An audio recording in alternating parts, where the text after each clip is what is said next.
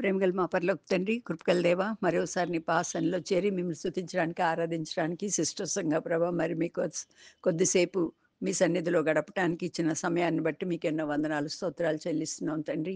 మీ గొప్ప ప్రేమ చేత వెతికి రక్షించుకొని మీ బిడ్డలుగా చేసుకొని ప్రభా మరి ఇంతవరకు సంఘం ఇచ్చి సహవాసం ఇచ్చి మీ జీవవాక్యం ఇచ్చి ప్రభా మమ్మల్ని ఆదరిస్తూ పోషిస్తూ నడిపిస్తున్నందుకు కూడా మీకు ఎన్నో వందనాలు చెల్లిస్తున్నాము.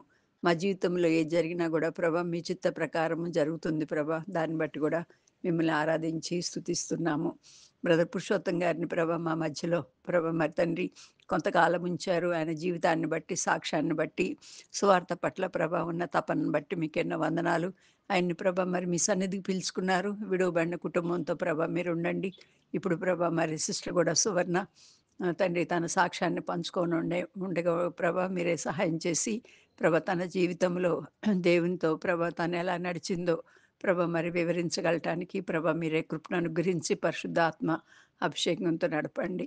అలాగే ప్రభ మా అందరికీ తోడై ఉండి కూడికి ఆది అంతమై ఉండి నడిపించమని మమ్మల్ని మీ చేతులకు అప్పగించుకుంటూ మా ప్రభును రక్షకుడైన యేసే పేరిట స్తుతించి ప్రార్థించి నమ్మి వేడుకొంచున్నాం తండ్రి.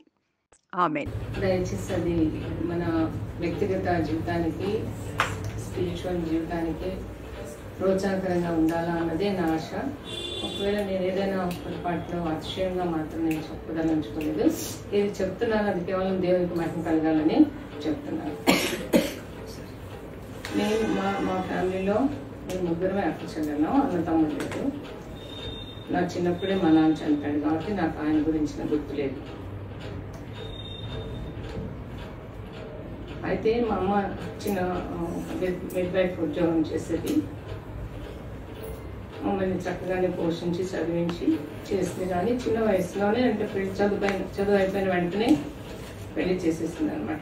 ఎందుకంటే ఆడపిల్లలు కదా, తనకు కూడా బాధ్యత తీరిపోతుంది, తను కూడా రిటైర్డ్ స్టేజ్కి వచ్చేసింది అనేసి దానికి పెద్దగా మా మామగారు ఉండవు. మేనమామ, చిన్న మేనమామ అందరి విషయాల్లో పెళ్లి చూసుకునే విషయాల్లో అంతా ఆయనే ఉండి చూసేవాడు అనమాట. ఏంటంటే ఆయన చాలా భక్తిపరుడు, దేవుని సేవ చేసేవాడు, మళ్ళీ ఉద్యోగం చేసుకునేవాడు. మా విషయాల్లో కూడా బాధ్యత తీసుకొని చేశారు అన్నమాట. మా పెళ్ళి 1973 సంవత్సరం జరిగింది. కాకపోతే ఆ కాలంలో ఏమి అడగటానికి లేదు, కానీ మంచి విశ్వాసీ కుటుంబం అయితే చాలు అని చూసి పెళ్లి చేసేవాడు. మా విషయంలో కూడా మా మామ అలాగే చేశాడు. అందరి విషయం, తన బిడ్డల విషయంలో కూడా అలాగే చేశాడు. మా అంకుల్ ఫెడరల్ టైంలో ఒక అబ్బాయి పాటలు పాడేవాడు, ఎబినేశ్వర్ అని. అబ్బాయి మా మామ కొడుకు అనమాట. వీళ్ళందరినీ కూడా చక్కగా ఆయన చూశాడు, మా పెళ్లి చేశాడు. మా బాధ్యత ఆయనే తీసుకొని నెరవేర్చాడు. పెళ్ళైన తర్వాత మా ఇంట్లో ముగ్గురం ఆడపిల్లలు. ఇంటికి వస్తే ఇంటి నిండా మా పిల్లలే. కానీ అందరూ నన్ను బాగానే ప్రేమించినారు. ఎందుకంటే బ్రదర్కి 6 మంది అన్న తమ్ముళ్ళు, ఒక అక్క, ఒక చెల్లి ఉంది. బట్ ఆ ఇంట్లో మా మామయ్య ఏమో పోస్ట్ మాస్టర్గా పనిచేస్తారు. ఇంతమందిని పోషించాలి, కానీ చాలా భక్తిగా ఉన్నవాళ్ళు వాళ్ళు. అలా ఆ టైంలో భక్తి గారు సమయంలో రక్షణపడి సంఘ పెద్దగా ఉంది. ఆయన వచ్చే వాళ్ళని చూసుకోవటమేమి, దేవుని సేవకులను పిలుచుకోవటమేమి చాలా సేవ చేస్తూ ఉండేవాడు. ఆ విధంగా పిల్లలు క్రమంలో పెరుగుతూ వచ్చినారు. ఒక సమయం వచ్చింది, మరి నా వివాహ విషయంలో మా అక్క నాకు ఫోన్ చేసి చెప్పారమ్మా, దేవుని జీవితంలో గొప్ప కార్యం చేయబోతున్నాడు, నమ్మకంగా రా, ప్రార్థనాపూర్వకంగా రా అని. అంటే నేను 19వ ఏట రక్షింపడ్డాను. అప్పటి వరకు నా జీవితంలో వాక్ లేదు. వెళ్తున్నాను, చర్చికి వెళ్తున్నాను, వస్తున్నాను, వాక్యం వింటున్నాను, పాటలు పాడతాను, అన్ని చేస్తాను. కానీ నా జీవితంలో యేసు ప్రభు నా రక్షకుడు అన్న విషయం మాత్రం నేను అప్పటి వరకు నేర్చుకోలేదు అన్నమాట. ఒకసారి హాలిడేస్లో ఉన్నాము. ప్రతిసారి మాకు కడపలో స్పెషల్ మీటింగ్స్ పెడతారు. రేడియో జాన్ గారని చాలా మందికి తెలుస్తూ ఉంటుంది. ఆయన స్పెషల్ మీటింగ్స్ జరుగుతున్నాయి. రెగ్యులర్గా వెళ్ళినప్పుడు పరమగీతం నుండి ఆయన ప్రభు యొక్క తలను, కళ్ళను, నోటిని, ఆయన ఒక్కొక్క రోజు ఒక్కొక్క అవయవాన్ని గురించి, కాళ్ళని గురించి, చేతుల గురించి, ఒక్కొక్క రోజు ఒక్కొక్క అవయవం గురించి ఆయన వాక్యం చెప్తూ వచ్చినారు. విన్న తర్వాత నా హృదయంలో ఒక వేదన కలిగిందనమాట. ఆయన ఎంత మంచివాడైతే నా స్వభావం ఎందుకు ఇట్లా ఉంది, నేను మంచిదాన్ని కాదు కదా, ఆయన అడిగితే ఆయన నాకు కూడా ఇస్తాడు కదా. నేను అడిగింది ఆయన దగ్గర ఇంటికి వచ్చి మోకాళ్ళకి ప్రార్థన చేసుకున్నా, ప్రభా నీ యొక్క స్వభావం నాకు కూడా. ఎందుకంటే నేను చిన్నదాన్ని ఒకటి, ఇంట్లో తండ్రి లేడు అన్నది ఒకటి, చాలా ప్రేమించేవాడు. కాబట్టి తిరస్కారము, కఠినము, మొండితనము అలాగా బ్రతికేదాన్ని నేను. అయితే ఎప్పుడైతే ప్రభు నేను ఆ మాట అడిగినానో, ప్రభు నీ స్వరూపంలోకి నన్ను మార్చు, నీ స్వభావం నాకు ఇవ్వు, ఇంత మంచి స్వభావం నాకు కూడా కావాలి ప్రభా అని ఇంటికి వచ్చి ఒకళ్ళని కళ్ళని రాసినప్పుడు అదొక్క మాటే నేను అడిగింది. అయితే ఆ దినం నుండి ఆయన నాకు తండ్రి. ఆ దినం నుండి నాలో కలిగిన మార్పు కాదు, నా జీవితంలో తను చేసిన బాధ్యత కూడా నేను నమ్మకంగా చెప్పగలను. ఆయన సంపూర్ణంగా నా బాధ్యత తీసుకున్నాడు. తర్వాత ఖాళీగా ఉన్నాను, ఎందుకు కోరుకుండాలని ఒక ట్రైనింగ్ అప్లై చేసుకుని ఇంటర్ అయిపోయి ఖాళీ ఉండి ఒక అప్లై చేసుకుంటే ఇది వచ్చింది 1 year ట్రైనింగ్, టీచర్ ట్రైనింగ్ కింద వస్తే నేను అన్నాను నేను ఖాళీగా ఉండను, నేను వెళ్తాననేసి హైదరాబాద్కి వచ్చాను. 1 year ట్రైనింగ్ చేస్తూ ఉన్నప్పుడు మా అక్క ఫోన్ చేస్తుందమ్మా, నీ జీవితంలో దేవుడు ఒక కార్యం చేయబోతున్నాడు, ప్రార్థన పూర్వకంగా అనేది. మా పెద్దక్క మా విషయంలో బాగా రెస్పాన్సిబిలిటీ తీసుకునేదన్నమాట. అయితే అప్పుడు నేను అనుకున్నా, నా జీవితంలో ఒక కార్యం అంటే పెళ్ళే ఉంది, ఈ పెళ్లి ఇప్పట్లో జరిగే పరిస్థితి లేదు, మా అమ్మ పరిస్థితి కూడా బాగలేదు, ఈ పరిస్థితిలో ఏది కాదనుకుని నేను అది పెద్దగా పట్టించుకోలే ఇంటికి వచ్చినాను. అప్పటికి దేవుడు నాతో మాట్లాడుతున్నాడు వాక్యం ద్వారా, ఈ దేశం వివాహితం అవుతుంది, విశ్వాసఘాతకురాల పురుషుని స్త్రీ పురుషుని ఆవరించిన ఇలాగా వాక్యంతో దేవుడు నన్ను మాట్లాడుతూ వస్తున్నాడు. కానీ నేను అంత లక్ష్య పెట్టలేదు. వచ్చిన తర్వాత వీళ్ళు వచ్చారు చూడటానికి వచ్చేస్తున్నారు. ఇంకా ఏం మాట్లాడలేదు. మా మామ ఒకటే అడిగాడు, అమ్మా నేను ఈ విషయంలో నేను ముందుకు వస్తున్నానమ్మా, నువ్వు నమ్మకంగా ఉంటావు కదా అని అడిగాడు. మీ ఇష్టం మామ అన్నాను. ఆ పెళ్ళి అయిపోయింది. సరే అయిపోయిన తర్వాత మేము బాంబేకి వెళ్తున్నాం. ఏమీ లేదు మా దగ్గర, ఒట్టి చేతులు దాటి చూస్తే పెద్ద కుటుంబం, ఇటు చూస్తే మా అమ్మ ఒక ఊరి వీడు. బాంబేకి వెళ్తున్నప్పుడు ఒట్టి చేతులతో వెళ్తున్నప్పుడు దేవుడు నాకు ఒక వాగ్దానం, యెషయా 60:1 వాగ్దానం ఇచ్చినాడు. వాగ్దానం లెమ్ము తేజరేమో వెలుగు నీకు వచ్చినది అని చెప్పినాడు. అంటే ఆ వాగ్దానాన్ని కూడా నేను అంతగా మనసులో పెట్టుకోలేదు, కానీ ఆ వాగ్దానం నేను వెంటాడుతూనే ఉందన్నమాట. పొట్టి చేతులతో వెళ్ళాం, ఏమీ లేదు, కానీ ప్రభు మెట్టుకు ఆస్వాదిస్తూ వచ్చినాడు. ఈ రోజు నేను సరిగింది లేదు, ఎంత మూర్ఖురాలినా అంతగా లేకుండా దేవుడు నన్ను సనగనీయకుండా నా నోరు మూస్తూ వచ్చినాడు. ప్రతి విషయంలో నేను అడగలేదు నాకు ఇది కావాలని. దేవుడు నాకు ఉద్యోగం ఇచ్చాడు, గవర్నమెంట్ ఉద్యోగం ఇచ్చాడు, ఇల్లు ఇచ్చాడు, ఏది కూడా నేను అడగలేదు నాకు ఇది కావాలి. ఒక్కసారి మాత్రం నేను అడిగా, ఇలాంటి ఫ్లాట్ నాకు ఉంటుందా ప్రభా, నేను నాకు ఇస్తావా అని ఒక్కసారి నేను బస్సులో పోతూ ఒకసారి అనుకున్నాను. అయితే అనుకోకుండా మాకు దేవుడు చక్కటి ఫ్లాట్ ఇచ్చాడు అన్నమాట. దానికి మాకు అవసరమైనంత డబ్బు సఫిషియెంట్ లేదు, కానీ ఫస్ట్ ఇన్స్టాల్మెంట్ కట్టడానికి మాత్రమే మా దగ్గర ఉంది. అది ఇప్పుడు ఎలాగో జాగ్రత్తపరుచుకున్న డబ్బులు అక్కడ కట్టాం. తెలియకుండా డిపార్ట్మెంట్ లోన్ దొరికిపోయింది, ఒక ఫ్లాట్ దేవుడు మాకు ఇచ్చాడు. ఇవన్నీ నేను ఆలోచిస్తున్నప్పుడు ఆయన నా పరలోక, ఎప్పుడు ఆలోచిస్తున్నా ఆ శ్రమల్లో, ఆ సమయంలో నేను అంతగా ప్రభు మీద దృష్టి పెట్టలేదు. కానీ ఇప్పుడు నాకు అనిపిస్తుంది, ఎవరు నాకు ఇవన్నీ మేలు చేసింది ఎవరు? నా తల్లిదండ్రులు అయితే కాదు, మరి ఎవరు నాకు మేలు చేస్తున్నారంటే ఆయనకి ఎప్పుడు నన్ను నేను అప్పగించుకున్నానో, ప్రభా నీ స్వభావం నాకు ఏమని అడిగానో, ఆ దినం నుండి ఆయన నాలో కార్యం చేస్తూ వచ్చినాడు. ఇలాంటి సమయంలో ఒకసారి నా పెద్ద కుమారుడు, చిన్న కుమారుడు, ఫ్రెండ్స్ అందరు కలిసి శిష్యువర్కి వెళ్ళారు. నేను నాకు టీచర్ ఒక ట్రైనింగ్ ఉండింది, దాని గురించి హాలిడేస్లో కూడా వెళ్ళాలంటే వెళ్ళాను. అయితే పెద్ద కుమారుడు సముద్రంలో కొంచెం మునిగిపోయినాడని ఇంటికి వచ్చేటప్పటికి నాకు తెలుస్తుంది అన్నమాట. నేనేం మాట్లాడలేదు, ఇంకా అట్లా పడిపోయాను. అయినా ఆశ ఎక్కడో ఉంది, ఎక్కడ ఉంటాడులే వాడు, ఎక్కడ ఉంటాడులే అని అనుకున్నా. కానీ అది దేవుని చిత్తం కావాలా. ఎప్పుడు నాకు ఏదైనా జరుగుతుంది అంటే నాకు కొంచెం హింట్ తెలుస్తుంది అనమాట, ఏదో జరుగుతుంది నాకు అన్నట్టు. ఆ రోజు నాకు ఏం లేదు, కాకపోతే మౌనంగా ఉండిపోయాను. ఎవరితో క్లోజ్గా మాట్లాడటం కానీ ఏ విషయంలో వాళ్ళతో ఏమి ఇంటరాక్ట్ చేయగా. అయితే ఇంటికి వచ్చిన తర్వాత ఈ విషయం తెలిస్తే నేను మౌనంగా ఉండిపోయాను. పిల్లలు ఇద్దరు చిన్నపిల్లలు, అబ్బాయి ఎయిత్ చదువుతున్నాడు, పాప సెకండ్ స్టాండర్డ్, ఫస్ట్ స్టాండర్డ్. అప్పుడు బ్రదరు అక్కడ ఆ వీధిలో ఉన్న వాళ్ళంతా వెళ్ళారు శిష్యులకు, బాడీ దొరకలేదు. దొరకకపోతే బ్రదర్ ఇంటికి వచ్చి నాకు ఒక్కటే మాట చెప్పాడు, బాడీ దొరికితే చాలు అని ప్రార్థన చేసుకో అన్నాడు. అప్పుడు నాకు ఇంకా ఆశ వదిలేశాను. సంఘం అంతా వచ్చారు, ప్రార్థించారు. ఎందుకంటే వాడు చాలా మంచి పిల్లోడు అనమాట, అప్పటికి రక్షణ పెట్టినాడు. వచ్చారు, ఆదరించారు. కేవలం నాకు ఆ టైంలో సంఘమే నన్ను బలపరిచింది. నేను ఒక కుటుంబాన్ని పోగొట్టుకున్నప్పటికీ కుటుంబంలో మాత్రం ఆత్మికమైన క్షేమం మేము అనుభవిస్తూ వచ్చినాం. ఒక కష్టము, ఒక బాధ అనేది మన జీవితంలో వచ్చినప్పుడు నిజంగా మన విశ్వాసంలో బలపరచడమే కాదు, ఆయనను ఇంకొంచెం దగ్గరగా చూస్తామన్నమాట. ఆయన ఎవరు మనకు, ఆయన ఏమవుతారు అనేది ఇంకో కొంచెం దగ్గరగా చూడడానికి నేనే కాదు నా కుటుంబం అంతా కూడా చూడడానికి దేవుడు సహాయం చేశాడు. 38 years నా సర్వీస్. అంకుల్ కూడా 38 years. అంకుల్ రిటైర్డ్ అయిపోయి ఇంట్లో ఉన్నారు, నా సర్వీస్ అయిపోవాలి. అప్పుడు చాలా బలహీనంగా ఉండేదాన్ని, హెల్త్ బాగలేకుండే.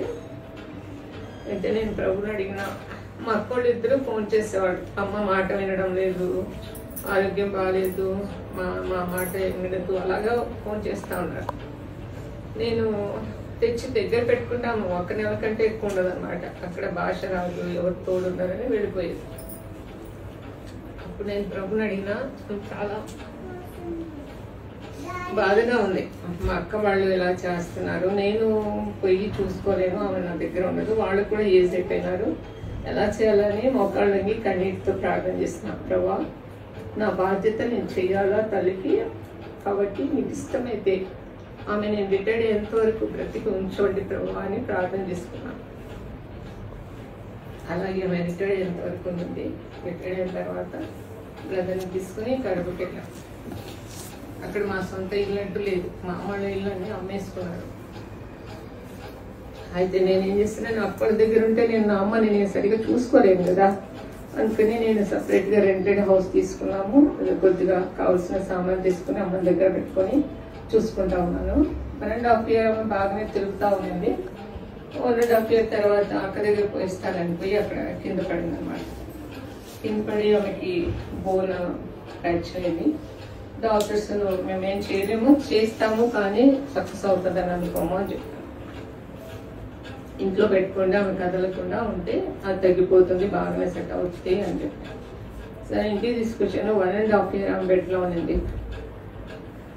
నేను అడిగింది ఏంటో, ఆమె ఏ పరిస్థితిలో ఉన్నా నేను చూసుకుంటాను ప్రభువా, కానీ ఆమెను బ్రతికించి ఉంచు అని అడిగిన మాట దేవుడు నాకు ఖచ్చితంగా నెరవేర్చినాడు.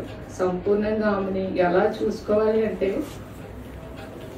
ప్రతి విషయంలో దేవుడు నాకు సాయం చేస్తూ వచ్చినాడు. ఒక సర్వెంట్ దొరికింది, ఆమె నాకు ఎంతగానో తోడుగా ఉండేదన్నమాట. ఆమె కంప్లీట్గా బెడ్ రిడన్ అయిపోయినా కానీ అది చూసుకోవడానికి దేవుడు సామర్థ్యం దయచేసినాడు. తర్వాత ఆమె కూడా ప్రభు దగ్గరికి వెళ్ళిపోయింది. అప్పుడు నేను అనుకున్నాను, ప్రభు దగ్గరికి వెళ్ళిపోయింది అమ్మ, మళ్ళీ తిరిగి నేను బాంబేకి వెళ్ళాలా అంటే నాకంత మనసు ఇష్టంగా లేదు. హైదరాబాద్కి రావాలి అంటే నా కొడుకు ఆ ఇల్లు అక్కడ తయారవుతుంది కానీ అది ఇంకా కంప్లీట్ అవ్వాల, కానీ కడప నుండి వచ్చేయాలి అన్న ఒక తలంపు నాకు ఉంది. మా ఎదురింటి అబ్బాయి మాకు ఈ ఇంటి విషయంలో హెల్ప్ చేసేవాడు అన్నాడు. రిజిస్ట్రేషన్ కోసమని వాళ్ళ ఇంటికి వచ్చాం. అప్పుడు అమ్మాయి ఉండేది. రిజిస్ట్రేషన్కి వచ్చి రిజిస్ట్రేషన్ చూసుకుంటున్నప్పుడు అబ్బాయి అన్నాడు, ఆంటీ ఇల్లు ఖాళీ ఉంది, అమ్ముతారంట, మీ పిల్లలు ఎవరైనా కొంటారేమో కనుక్కోను అంటే, పిల్లలు అడిగితే నేను తీసుకుంటానమ్మా అని మా పాప. సరే తీసుకున్నారు. వెంటనే 1 month లోపల ఎంత క్లియర్ అయిపోయింది. అప్పుడు నేను అడిగినమ్మా నేను ఇక్కడ ఉన్నానా అంటే, నీ ఇష్టమా, నువ్వు ఉంటే మాకేం తొందర లేదు అని చెప్పాను అన్నమాట. అప్పటికి ఆ ఇల్లు అవ్వలేదు. రెండోది దూరం ఉంది. దేవుని మందిరానికి అన్నిటి కూడా దూరం ఉంది, కొంచెం దగ్గర ఉందని ఇక్కడికి వచ్చాం. ఇక్కడ ఇవన్నీ చూస్తుంటే అప్పుడు నేను ఆ ప్రభుని అడిగేదాన్ని, నా సంచారాలన్నీ నువ్వు లెక్క పెడతావు కదా ప్రభా, నా కన్నీళ్ళని గుడ్డులో ఉన్నాయి కదా అనేసి ప్రతి విషయం ప్రభు దగ్గర అడుగుతూ వచ్చిన. నా అవసరాలన్నీ సంపూర్ణంగా తీర్చినాడు. ఇక్కడికి వచ్చిన తర్వాత సహవాసం, దేవుడు నాకు బాంబేలో ఏ సహవాసాన్ని నేను వదులుకున్నానో అలాంటి మంచి సహవాసాన్ని దేవుడు నాకు ఇచ్చాడు. నేను ఎప్పుడు కూడా కొరత పడలేదు. కానీ బ్రదర్కు ఫస్ట్ టైం కడపలో ఒకసారి హార్ట్ అటాక్ వచ్చింది. తర్వాత బాంబేకి వెళ్ళి అక్కడ కూడా చూపించినప్పుడు వాళ్ళు ఏమన్నారంటే, నీకు స్టంట్ అవసరం లేదు, లైఫ్ లాంగ్ మెడిసిన్స్ తీసుకోమని చెప్పారనమాట. సరే లైఫ్ లాంగ్ మెడిసిన్స్ తీసుకోవచ్చు కదా అని అనుకున్నప్పుడు మళ్ళీ ఇక్కడికి వచ్చిన తర్వాత మళ్ళీ హార్ట్ అటాక్ వచ్చింది. అప్పుడేమో తప్పగా స్టంట్ వేయాల్సి వచ్చింది. ఇలాగా అప్పటి నుండి కొంచెం డయాబెటిక్, హార్ట్ ప్రాబ్లం ఇవన్నీ ఉండే, కానీ దేవుని కృపను ఆరోగ్యంగా ఉండేవాడు. మొదటి నుండి తనకు అలవాటు ఏంటంటే ఎక్కడికి వెళ్ళినా దేవుని గురించి చెప్తాడు. ఏ షాప్కి వెళ్ళినా మొదట తన టెస్ట్ అని షేర్ చేసుకుంటాడు. తర్వాత యేసు ప్రభు దేవుడు అన్న మాట ఖచ్చితంగా చెప్పేసి వస్తాడన్నమాట. ట్రైన్లో వచ్చేటప్పుడు కూడా ట్రైన్ ఎక్కినప్పటి నుండి కూర్చుని అందరినీ చూసుకుంటాడు.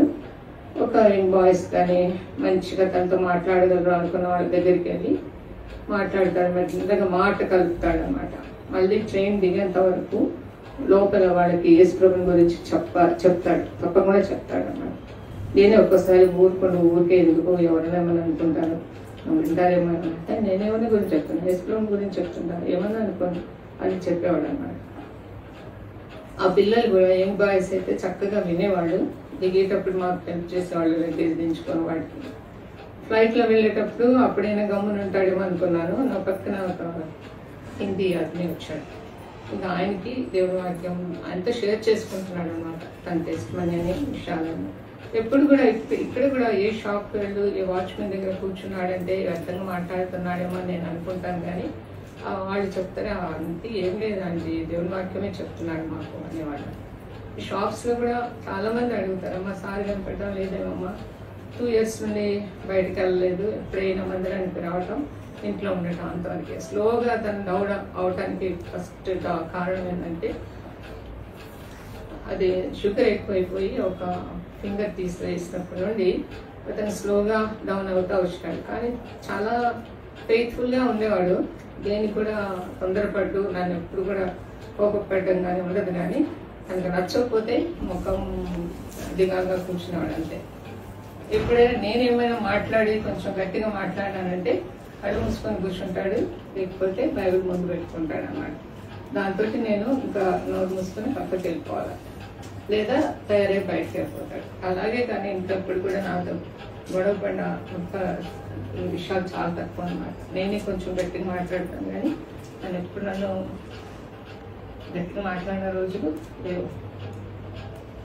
కాకపోతే పడకలో ఉన్నప్పుడు కూడా నన్ను ఎప్పుడు కూడా బాధించినది కానీ శోధించినది కానీ లేదు. కానీ శారీరకంగా చాలా నేను అలసిపోయిన పరిస్థితుల్లో చేత కావటం లేదు నాకు. అప్పుడు తనకేమో రోజు రెగ్యులర్గా అన్నీ చూసుకోవాలి. పూర్తిగా నా ఆరోగ్యం బాగాలేనప్పుడు కిచెన్లో అలా నిల్చుకుని ఊరికి అలా పైకి చూసి ప్రభు నా చేత కాదు, నాకు భౌతికంగా విశ్రాంతి కావాలి అని అడిగా. ఒక్క మాట అడిగా. దాని తర్వాత అంకుల్ హాస్పిటలైజ్డ్ అయ్యాడు.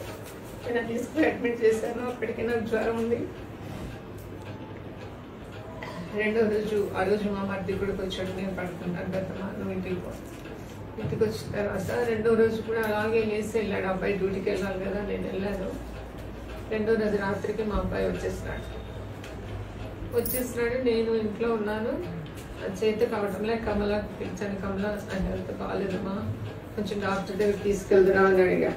అడిగితే సరేనే వచ్చింది. వస్తే అసలు నేను నడిచే ఓపిక లేదు, చాలా కష్టంగా ఉంది నాకు. అప్పుడు మా ఎదురింట్లో పని అమ్మాయి కమల ఇద్దరు కలిసి నన్ను డాక్టర్ దగ్గర తీసుకెళ్లారు. పీటర్ బ్రదర్ కూడా వచ్చారు. ఆయన టెస్ట్ చేయగానే చెప్పాడు, ఇమ్మీడియట్లీ ఈమెను అడ్మిట్ చేయండి, లేకపోతే వెంటిలేషన్ కింద పోతుంది అన్నారు డాక్టర్ శేఖర్ అన్న. ఈ టైంలో అబ్బాయి హాస్పిటల్లో ఉన్నాడు. రాత్రి వచ్చాడు, హాస్పిటల్లోనే ఉన్నాడు. ఇంకా పొద్దునే వచ్చి ఇలాగానే కమల వాళ్ళు ఫోన్ చేయగానే వచ్చేసి నన్ను తీసుకెళ్ళిపోయి హాస్పిటల్లో అడ్మిట్ చేశాడు. ఒక్క పక్క నేనేమో ఐసీలో ఉన్నాను, ఆయనేమో రూమ్లో ఉన్నాడు. నేను అడిగాను, ప్రభువా నాకు భౌతికంగా రెస్ట్ కావాలంటే తీసుకొచ్చి హాస్పిటల్లో పడేస్తావు, వీళ్ళు ఎక్కడంటే ఎక్కడ కూర్చుతూ ఉంటారు అనుకుని కొంచెం మనసు ఒకలా బాధ అనిపించింది. ఎందుకు ప్రభు ఇట్లా చేసినాడు, నాకు నేను ఏ బాధ్యతలు చేసుకుంటూ ఉండాలి, ఇప్పుడు నా ఆరోగ్యం ఎట్లా ఉంది అనుకుని కొంచెం మనసు బాధ అనిపించింది.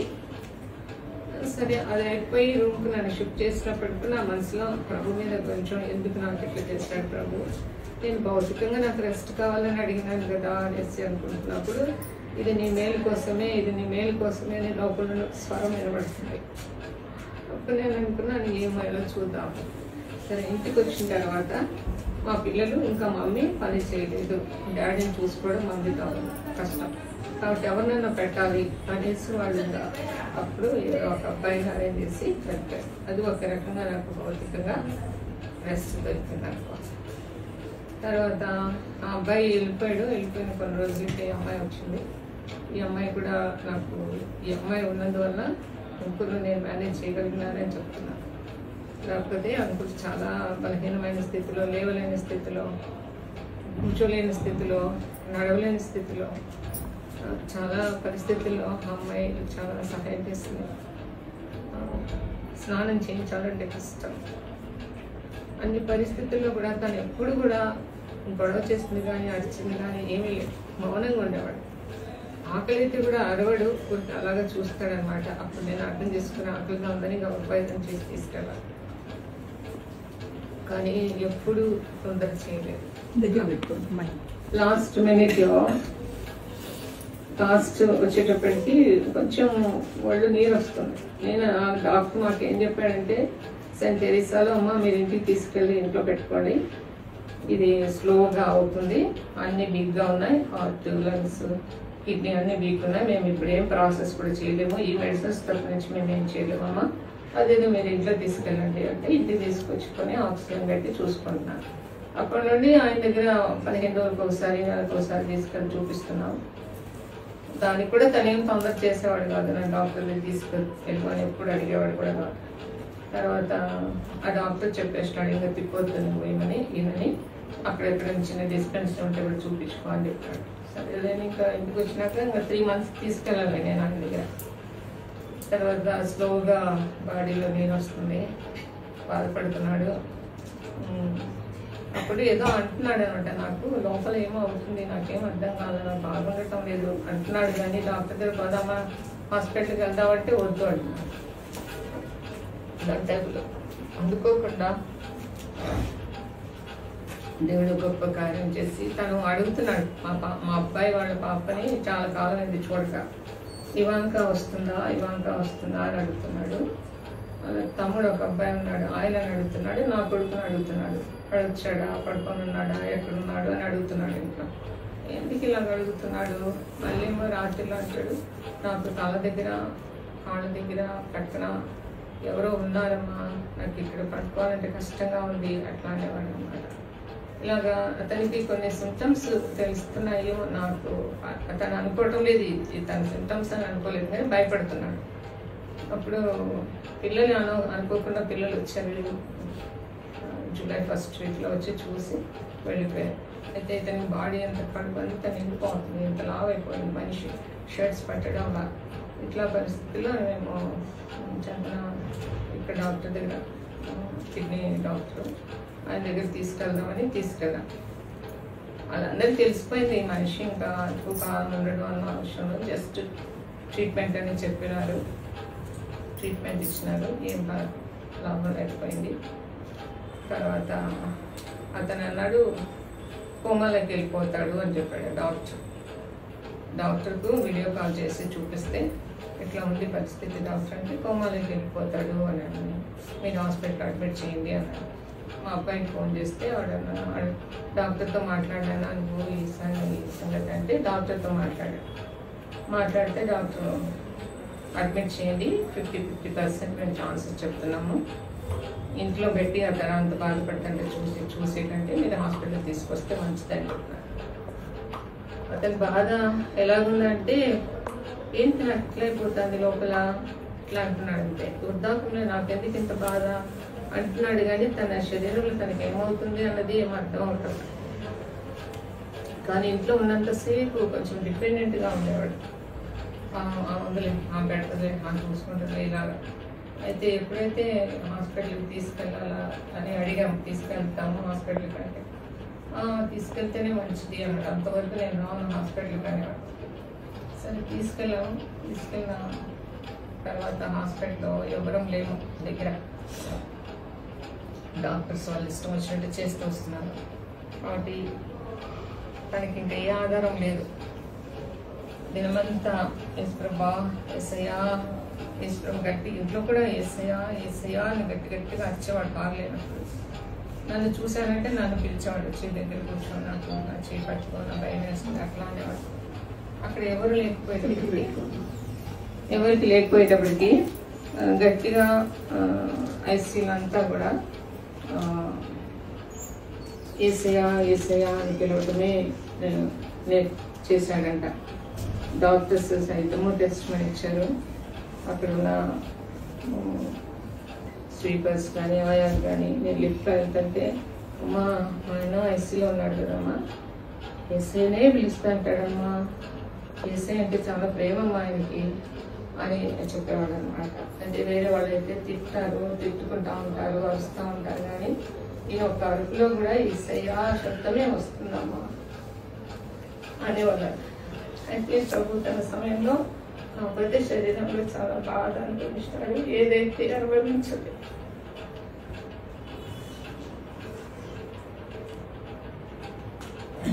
అనుభవించకూడదు అనుకున్నాను, ప్రభు దాన్ని అనుమతించాడు. నెమ్మదిగా ప్రభు దగ్గరికి వెళ్ళిపోయాడు. ఇంకా ఏమంటే మా జీవితాల్లో దేవుడు ఏది కూడా మేము తొందరపడి అడగలేదు, సనగలేదు. దేవుడు తన చిత్త ప్రకారం మెట్టుకు మమ్మల్ని ఆశీర్వదిస్తూ వచ్చినాడు. మా పిల్లల వివాహాల విషయంలో కూడా బ్రదర్ ఏ విషయం తొందరపడ్డు, ఎవరిని ఏం అడగడు, తనకి ఇది కావాలన్నాడు. పిల్లల గురించి కూడా ఆలోచించడు, అది తత్వం అంటుంది. అలాంటి సమయంలో నేను వివాహాల గురించి, పిల్లల వివాహాల గురించి ప్రార్థిస్తూ వచ్చిన. 40 days మార్నింగ్ డ్యూటీకి వెళ్ళి వచ్చేదాన్ని, 40 days నైట్లో మోకాళ్ళని ప్రార్థన చేస్తూ ఉండేదాన్ని, ఫాస్టింగ్ ఉండేదాన్ని. ఆ 40 days అయిపోయింది ఆలస్యం. మా పాపకి సంబంధం వచ్చింది. మా అబ్బాయి ఏమో వాడు ఒక అమ్మాయిని చేసుకోవాలనుకున్నాడు. అమ్మాయి జైన్స్ గుజరాతీ. ప్రార్థన చేస్తూ వచ్చినాము. నేను తెలీదు నాకు వాడి విషయం. నేను ఒకసారి అడిగాను, ఏంటి బాబు పెళ్లి విషయం, ఏ విషయం చెప్పుకున్నావు అంటే ఇలా కదా అన్నాడు. సరే అయితే మా చిన్న సాక్ష్యాన్ని దేవుడు కాపాడుతూ వచ్చినాడు. నువ్వు ఒక అన్నిరాలను చేసుకోవాలనుకుంటే నాకేం సంబంధం లేదు, మీ ఇద్దరు జాబ్స్ చేసుకుంటున్నారు, మీరు వెళ్ళి మీ ఎంత పొందొచ్చు అని చెప్పాను. లేదు మమ్మీ, అమ్మాయికి నేను చెప్పాను, దేవుడి మాట కూడా చెప్పాను, ఆమె రక్షణపడి యేసుప్రభుని నమ్ముకుంటేనే ఇంటికి వస్తుంది, లేకపోతే లేదు, చెల్లి పెళ్లి కూడా అయిపోవాలా అన్నాడు. తర్వాత 4-5 years ఆమె గురించి కూడా ప్రార్థిస్తూ వచ్చిన. ఆమె రక్షణపడింది, ప్రభుని నమ్ముకుంది. తర్వాత వారికి కూడా వివాహం జరిగిపోయింది. ఆ సమయంలో మా పాపకు వాడికి వివాహం జరిగేటప్పుడు అందరూ అనుకున్నారు వీళ్ళేం చేస్తారు. కానీ ఏ ప్రభువునైతే నేను ఎరిగానో, ఏ ప్రభుకైతే నేను పెళ్లి విషయంలో నేను ప్రభుని అడిగినామంటే, ప్రభా నువ్వు నాకు బాధ్యత ఇచ్చిన పిల్లలది ఇంతవరకు నేను పెంచి పెద్ద చేశాను, చేయడానికి సామర్థ్యం ఇచ్చినావు, కాపాడినా నడిపించాను. ఇక వివాహాల విషయంలో నా శక్తి లేదు, నేను ఈ బాధ్యత చేయలేను ప్రభా, ఈ బాధ్యత నువ్వు తీసుకో, నువ్వే చేయాలి ఈ బాధ్యతని రాత్రి మళ్ళీ ప్రార్థన చేస్తూ వచ్చాను. ఇద్దరు పెళ్ళిళ్ళు కూడా దేవుని కృప చక్కగా జరిగి చూసిన వాళ్ళు ఈ యొక్క దేవుని కార్యం ఒకటి జరిగింది అంటే దేవునికి మహిమ వస్తుంది, చూసే ప్రజలు ఒప్పుకుంటారు ఇది దేవుని కార్యం అని మనకు సంతోషం కలుగుతుంది. అది మన ప్రభువు నుండి మనం పొందినప్పుడు జరిగేటటువంటి కార్యం. తర్వాత ఇప్పుడు బ్రదర్ విషయంలో కూడా ఆయన పడకలో ఉన్నప్పటి నుండి నేను ప్రార్థిస్తూ వచ్చిన, ఒకవేళ మరణిస్తే ఏం చేయాలా, నాకైతే ఏం తెలియదు. ఇక్కడ ఎవరు నాకు అంత పరిచయం లేదు, ఎవరు వస్తారు, ఎవరు సహాయం చేస్తారు అని ప్రార్థిస్తూ వచ్చేదాన్ని. అయితే మరణం వరకు నువ్వు నాకు ఏ బాధ్యత ఇస్తావో అది నేను చేస్తాను ప్రభా, అది ఎలాంటిదైనా నేను చేస్తాను. మరణం తర్వాత నువ్వు చేయ ప్రభా బాధ్యత, మరణం తర్వాత ఆ బాధ్యత నువ్వు తీసుకో ప్రభా. చనిపోయే రోజు కూడా తెల్లవారి చనిపోతాడనగా రాత్రి కూడా నేను మోకాళ్ళ మీదే ఉన్నాను. ఎంతో క్షమాపణ అడిగినా ప్రభా, నేను చాలాసార్లు విసుకున్నా. సరిగినా నన్ను క్షమించు ప్రభా, ఇచ్చిన బాధ్యతలు నేను నమ్మకంగా ఉన్నానా లేదా నేను పరీక్షించుకుంటున్నాను ప్రభా, నన్ను క్షమించు అని అడిగాను. తర్వాత చనిపోతే ప్రభా బాధ్యత తీసుకున్నా చేత కాదు, పిల్లలు దూరంగా ఉన్నారు అనేసి ఆ విషయంలో కూడా ప్రభున్నాడు. ఎందుకంటే ఇక్కడ మోగినపల్లి స్థలం గురించి నాకు చూశాను. అప్పుడు నేను అనిపించింది ఎంతో చక్కగా జరపాలి అని నా ఆలోచన. ప్రభా మరి స్థలం గురించి కూడా దేవుడు అసలు నేను అనుకోకుండానే, నేను ఏమి తలంపలేదు, నేను బ్లాంక్గా ఉన్నాను అంతే. అయితే బ్రదరు ఫోన్ చేశారమ్మా, స్థలం విషయం నేను చూసుకుంటానమ్మా, నేను బాధ్యత తీసుకుంటానమ్మా, నేను టెన్షన్ తీసుకోవద్దు అని. అట్లా దేవుడు ఒక ప్రతి విషయంలో కూడా సంఘము ఎంతగా సహకరించింది. ఇవన్నీ కూడా దేవుడు లేకుండా, ఆయన చిత్తం లేకుండా జరగవు, ఆయన చిత్తంతోనే జరుగుతాయి. కాబట్టి మనము నా మట్టుకు నేను అనుభవించింది మీకు చెప్తున్నాను. ఏదైతే ప్రార్థనలో భారంగా అడుగుతామో, ఒక బిడ్డ కనాలంటే ఎలాంటి వేదన వస్తుందో అలాంటి వేదన మన జీవితంలో దేవుడు ఇచ్చినప్పుడు తృణీకరించకుండా మోకాళ్ళ మీద వచ్చి వేదనతో ప్రార్థించినామంటే తప్పకుండా మనం బిడ్డను చూసి సంతోషిస్తాం. అంటే ఆయన యొక్క కార్యములను చూసి మనం సంతోషిస్తాం. నేను అనుకోలేదు బాంబే నుండి ఇంతమంది వస్తారు అని కూడా. నేను వాడిని కూడా దేవుడు కలిపి తీసుకుని వచ్చినాడు. ఆయన జీవితంలో ఏది జరగాలనుకునిందో అవన్నీ కూడా దేవుడు ఆయనకు జరిపించినాడు. ఒకటేమంటే బ్రదర్ విషయంలో నేను చెప్పటం, దేనికి కూడా తొందరపడేవాడు కాదు, ఎవరిని కూడా ఒక మాట అనేవాడు కాదు. అన్నీ కాదు, బయట ఎవరన్నా ఏమన్నా సంఘస్థులు ఏమన్నా ఎగతాలు చేస్తున్నా గమ్మున వచ్చేవాడు కాదు. తెల్లవారి మళ్ళీ వెళ్ళి ప్రైజ్లాడ్ బ్రదర్, ఎదురు పడితే మళ్ళీ ప్రైజ్లాడ్ బ్రదర్ అనేవాడు. నేనేమో ఎందుకు వాళ్ళు ఇలాగ అంటున్నారు కదా అనుకొని వాళ్ళ నోరే పోతాయి, మనకేమవుతుంది, మనం అలాగున్నాం కదా అనేసి ఎప్పుడు కూడా వేరే వాళ్ళ విషయంలో తను ఎప్పుడు అన్నాడు. ఎప్పుడైనా ఇంటికి వచ్చి నాతో మాట్లాడతారే కానీ ఎవరిని కూడా ధృవీకరించి మాట్లాడినవాడు కాదు. ఈరోజు ఆయనకి దేవుడు ఇంతగా ఆయన జీవనంలో రిటైర్డ్ అయింది. 2001లో రిటైర్డ్ అయినాడు. 25 years దేవుడు ఆయన కాచి కాపాడి సౌఖ్యం ఇచ్చినాడు, నెమ్మది ఇచ్చినాడు. ఏది కూడా కొదవ అనేది లేకుండా దేవుడు అతను నడిపించినాడంటే కేవలం అతని యొక్క విశ్వాసం అని నేను అనుకుంటున్నాను. అతని హృదయంలో ఒక విశ్వాసం ఉంది, అది బయటపడడం లేదు. తన హృదయాన్ని తను పిల్లల విషయం చెప్పిన దేవుడు చూసుకుంటాడు అనేవాడు. ఏంది దేనికి ముందుకు రావు అని దేవుడు చూసుకుంటాడని గమ్మున ఉంటామని ఏమన్నా ఉన్నా కానీ పలకనే అనమాట. ప్రభు అద్భుతమైన కార్యాలు అతని జీవితం చేస్తున్నాడు. నేను చెప్పేదేమంటే,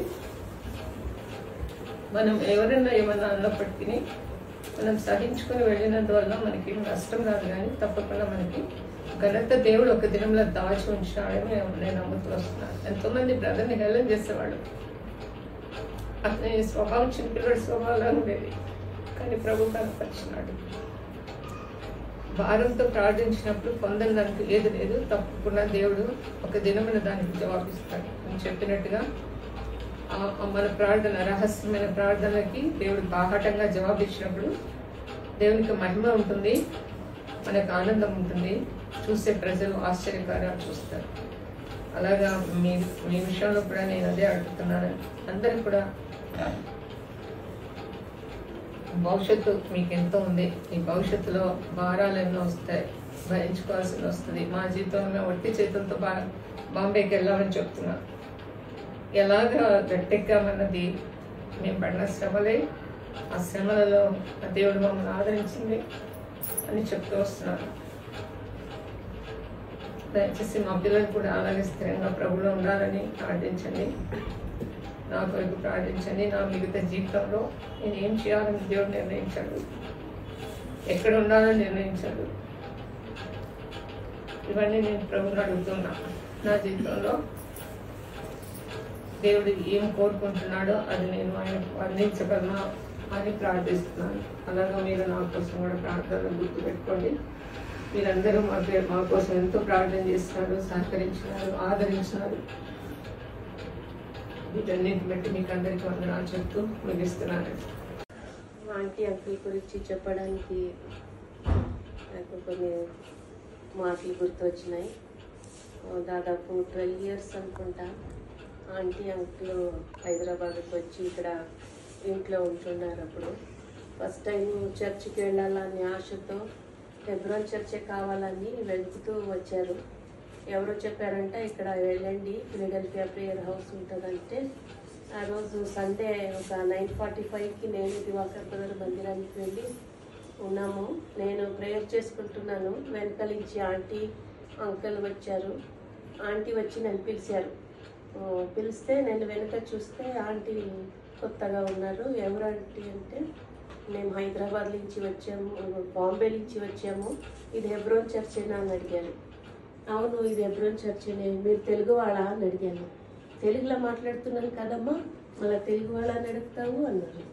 అంటే బాంబే నుంచి వచ్చారు కదా అందుకే అడిగాను అని చెప్పాను. తర్వాత ఇంట్రడ్యూస్ చేసుకున్నారు. మందిరం అయిన వెంటనే నేను ఆంటీ అంకుల్ నడుచుకొని ఇంటికి వచ్చేవాళ్ళము. అదే ఎప్పుడు ఎవ్రీ వీక్ అదే మన ప్రోగ్రాము. మందిరం అయిన వెంటనే ఆంటీ నేను నడుచుకొని వస్తుంటే వెనక నుంచి అంకుల్ నడుచుకుంటూ వచ్చేవాళ్ళు. అలా మందిరంలో ఆంటీ అంకుల్ చాలా పరిచయం అయ్యారు. అందరితోనూ కలిసిమెలిసి ఉండేవాళ్ళు. కానీ అంకుల్ అయితే చాలా సైలెంట్గా ఉండేవాళ్ళు. 9:45కి అంకుల్ వచ్చి మందిరంలో కూర్చునేవాళ్ళు.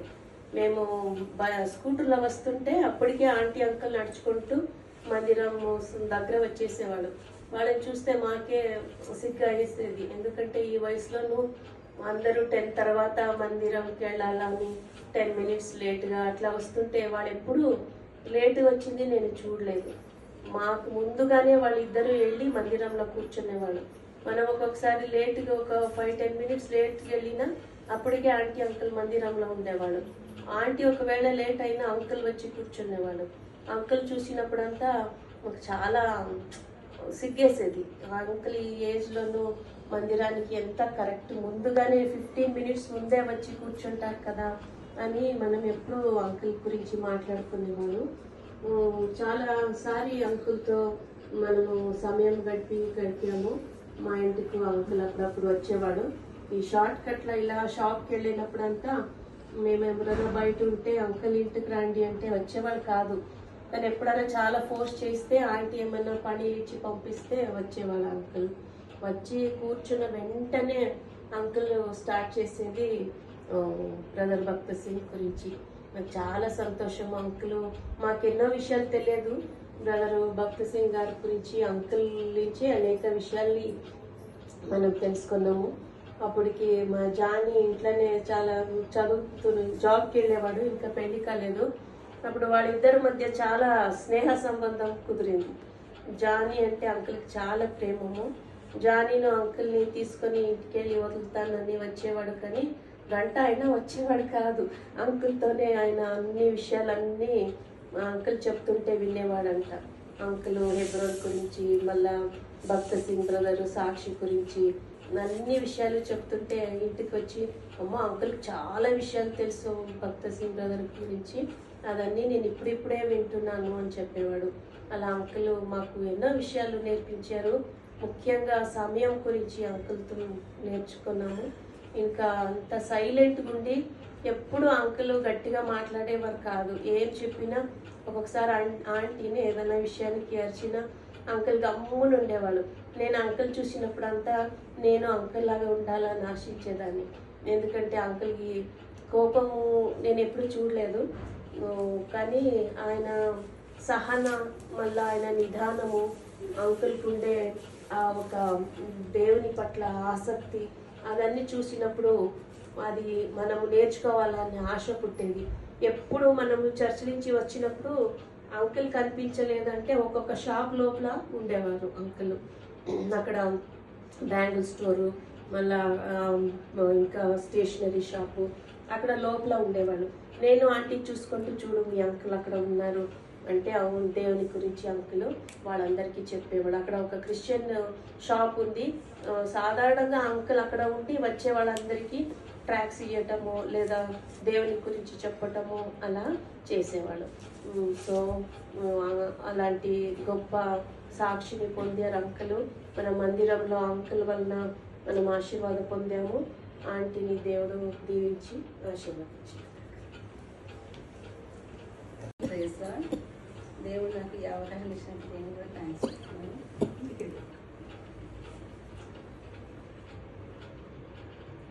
పురుషోత్తమ అంకుల్ గారు మరి సిస్టర్ సువర్ణ గారు మందిరానికి వచ్చేవాళ్ళు రెగ్యులర్గా.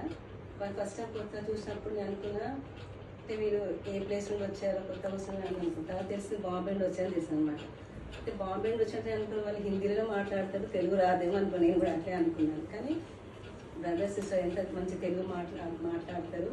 ప్లస్ ఇంకోటి నేను వాళ్ళ గమనించిన ఏంటంటే పంక్చువల్గా ఉంటారు, రెగ్యులర్గా వస్తారు, అన్ని మీటింగ్ అటెండ్ అవుతారు.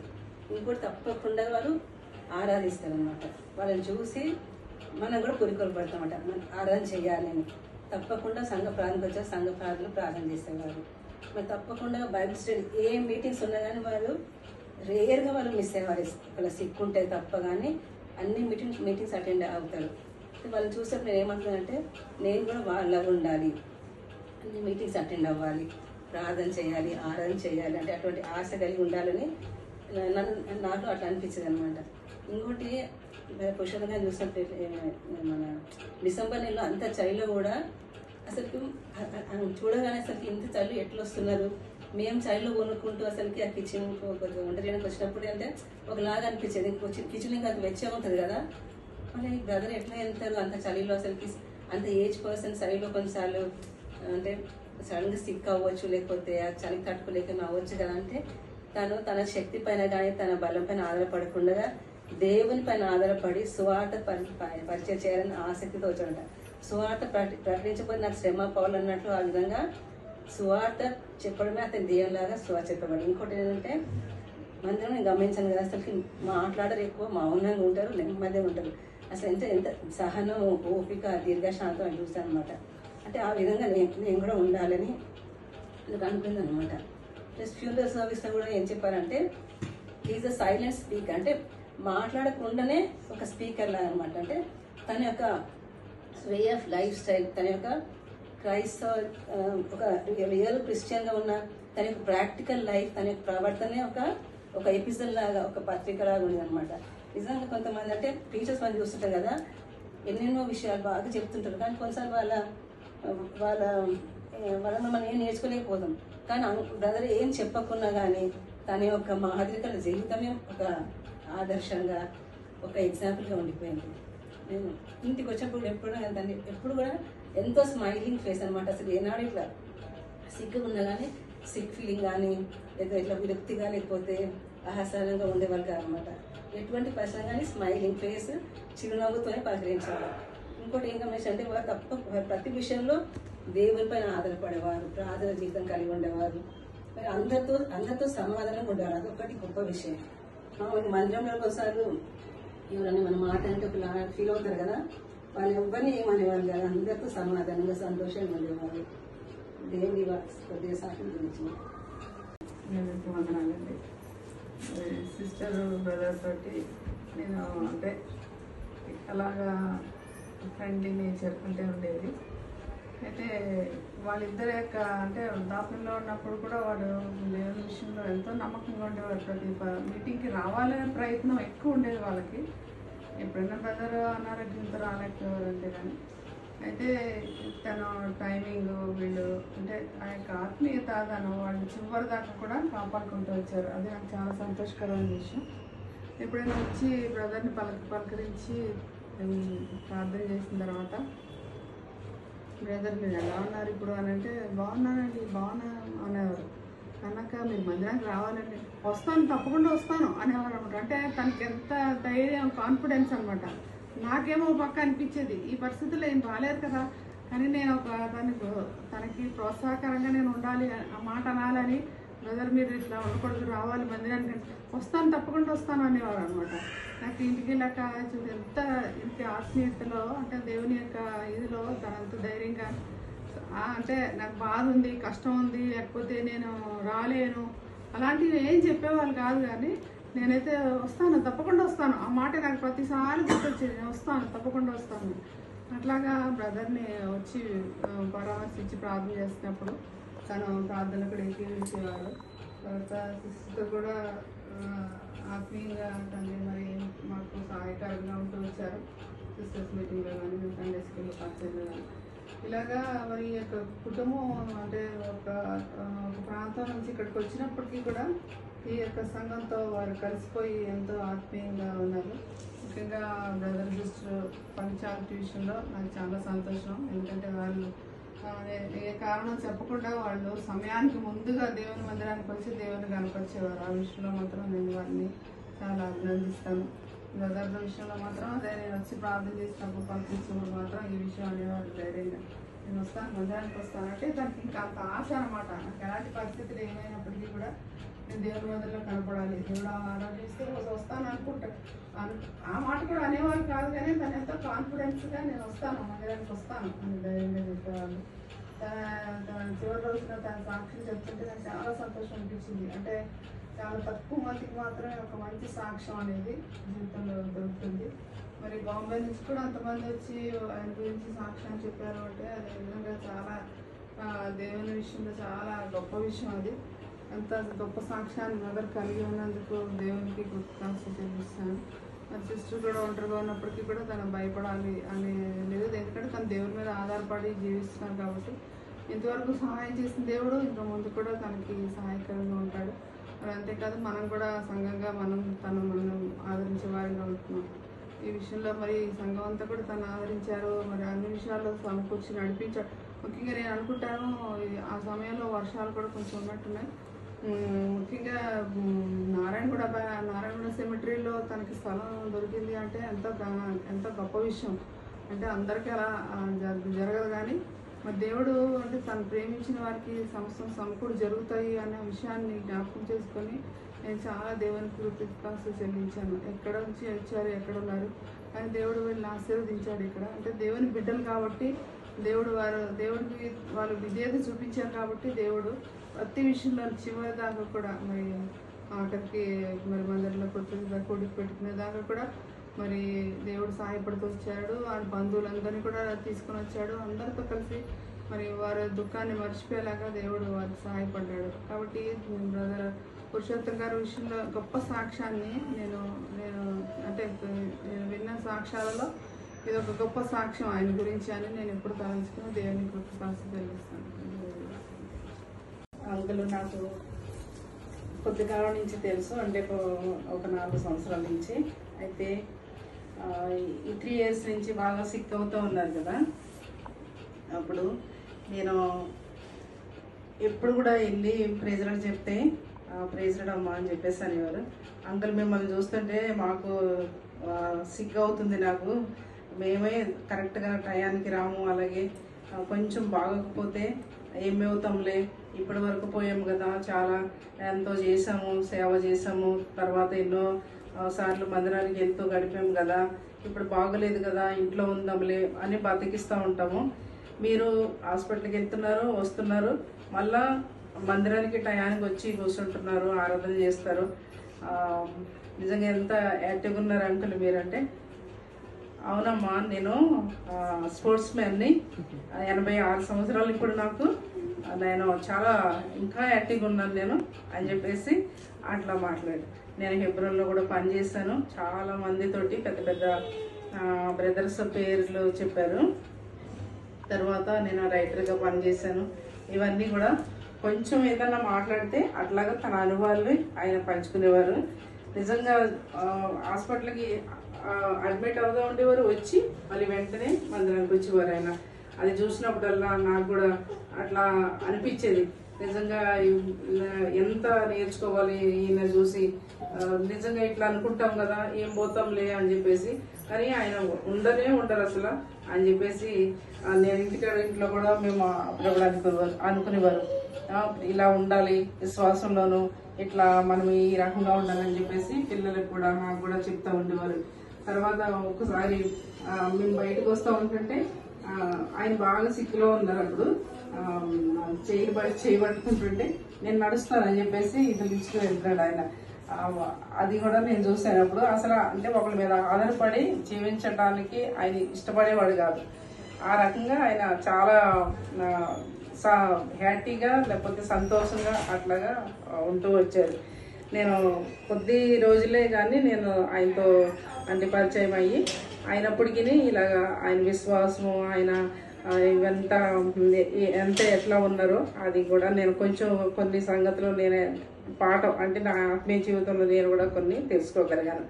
దేవునికి వందనాలు. ప్లేసెస్ ఉన్నాయి కదా, ఎన్నో ప్లేసెస్ ఉన్నాయి. వాళ్ళకి సొంత ఇల్లు కూడా అక్కడ వాళ్ళ కుమారుడి గృహం ఉంది. అయినప్పటికీ కూడా అది దేవుడు అలాగా నడిపించాడు. మనతో కలిసి కొంచెము సహవాసం కలిగి ఉండటానికి వారి ద్వారా మనము, మన ద్వారా వాళ్ళు, మనం ఎంత ఎంకరేజ్మెంట్ కూడా పొందాము. దాని ద్వారా దేవుడికి మహిమ కలిగినట్లు దేవుడు ఎలాగా మన దగ్గరికి, మన మధ్యలోకి బోయినపల్లిలో అంటే చర్చికి కూడా వాకబుల్ డిస్టెన్స్లోకి దేవుడు వాళ్ళని రప్పించడం అనేది ఒకట గొప్ప సాక్ష్యము, దేవుని యొక్క ఉద్దేశము. సిస్టర్ సాక్ష్యాన్ని బట్టి కూడా అది దేవుడు మహిమకరంగా ఉంది. తండ్రి లేని బిడ్డల్ని దేవుడు ఎలాగా విడువక కాపాడుతా వాళ్ళని ఎలాగ చివరి వరకు ఆదుకుంటాడో ఆ విషయాలన్నీ కూడా మనం తెలుసుకోవటం కూడా ఎంతో మంచిది. తర్వాత బ్రదర్ యాక్టివ్నెస్ గురించి, ఆయన సాక్ష్యాన్ని గురించి మీరు అందరు చెప్పిన మాటలతో నేను కూడా ఏకీభవిస్తున్నాను. అన్నీ కూడా 100% కరెక్టే. సెయింట్ థెరిసాలో కూడా జాయిన్ చేసినప్పుడు చాలా బాగాలేదని కమలా చెప్పింది. బాగాలేదంటే అప్పుడప్పుడు వెంటనే నేను బ్రదర్ వెళ్ళాము. వెళ్తే అక్కడ ఒక డిఫరెంట్ పిక్చర్ కనపడింది. అక్కడ అన్ని హాస్పిటల్ అవన్నీ పెట్టేసుకొని ఇట్లా పడిపోయి అట్లా ఉంటారు, అది ఎక్స్పెక్ట్ చేసుకొని వెళ్ళాము. ఇస్త్రీ బట్టలు నలగకుండా అసలుకి పేషెంటే అయినప్పటికి కూడా చక్కగా ఇన్షర్ట్ చేసుకొని మంచిగా ఇట్లా కొంచెం వెనక్కి జారి అలా కూర్చొని స్మైలింగ్ రాగానే ప్రైజ్ లాడని చెప్పి అసలు పేషెంట్ లాగే లేదనమాట.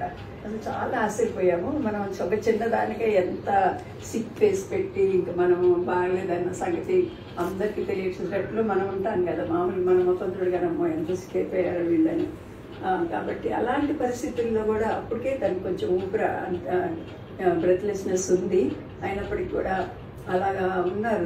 చివరి వరకు కూడా తను ఒక మంచి యోధుడిలాగా, ఒక స్పోర్ట్స్ మ్యాన్, లేకపోతే ఒక యేసుప్రభు యొక్క బిడ్డ ఎట్లా ఉండాలో కష్టంలో కూడా అలా ఉన్నారు. అది చాలా కొద్ది మందికే అది సాధ్యమవుతుంది. పురుషోత్తం గారు కూడా అలా ఉన్నందుకు, మన మధ్యలో అలాంటి వాళ్ళు ఉన్నందుకు కూడా దేవునికి ఎన్నో వందనాలు చెల్లిస్తున్నాను. తర్వాత దేవదానం బ్రదర్ కూడా పురుషోత్తం గారికి అంటే ఒక స్పెషల్ ప్లేస్ ఇచ్చేవాళ్ళు అనమాట. మనం 4 సంఘాల ప్రార్థన జరిగినప్పుడు ఫస్ట్ అవకాశం ఎవరికైనా ప్రార్థన చేయాలంటే పురుషోత్తం గారు ప్రార్థన చేస్తారు, లేకపోతే డాక్టర్ హెలెన్, వీళ్ళిద్దరికి ఎక్కువ అవకాశం ఇస్తారు. అట్లాగా ప్రార్థనలో ఆయన ప్రార్థనలు కోరుకుంటూ ఉండేవాళ్ళు. ప్రతిదానికి కూడా ఆయన అడిగేవాళ్ళు, రమ్మనేవాళ్ళు. తర్వాత ఓపెన్ ఎయిర్లో కూడా ఆయన వచ్చిన విధానం అది కూడా మీరు చెప్పారు కాబట్టి అది నిజంగానే సంతోషకరమైన ఒక గొప్ప సాక్ష్యం లాంటిది. అలాంటి ఫుడ్ స్టెప్స్ కొన్ని వదిలారు వాళ్ళు. ఆ వదిలిన ఫుడ్ స్టెప్స్లో, అడుగు జాడల్లో మనం కూడా నడిస్తే అది మనకు కూడా క్షేమం కలుగుతుంది.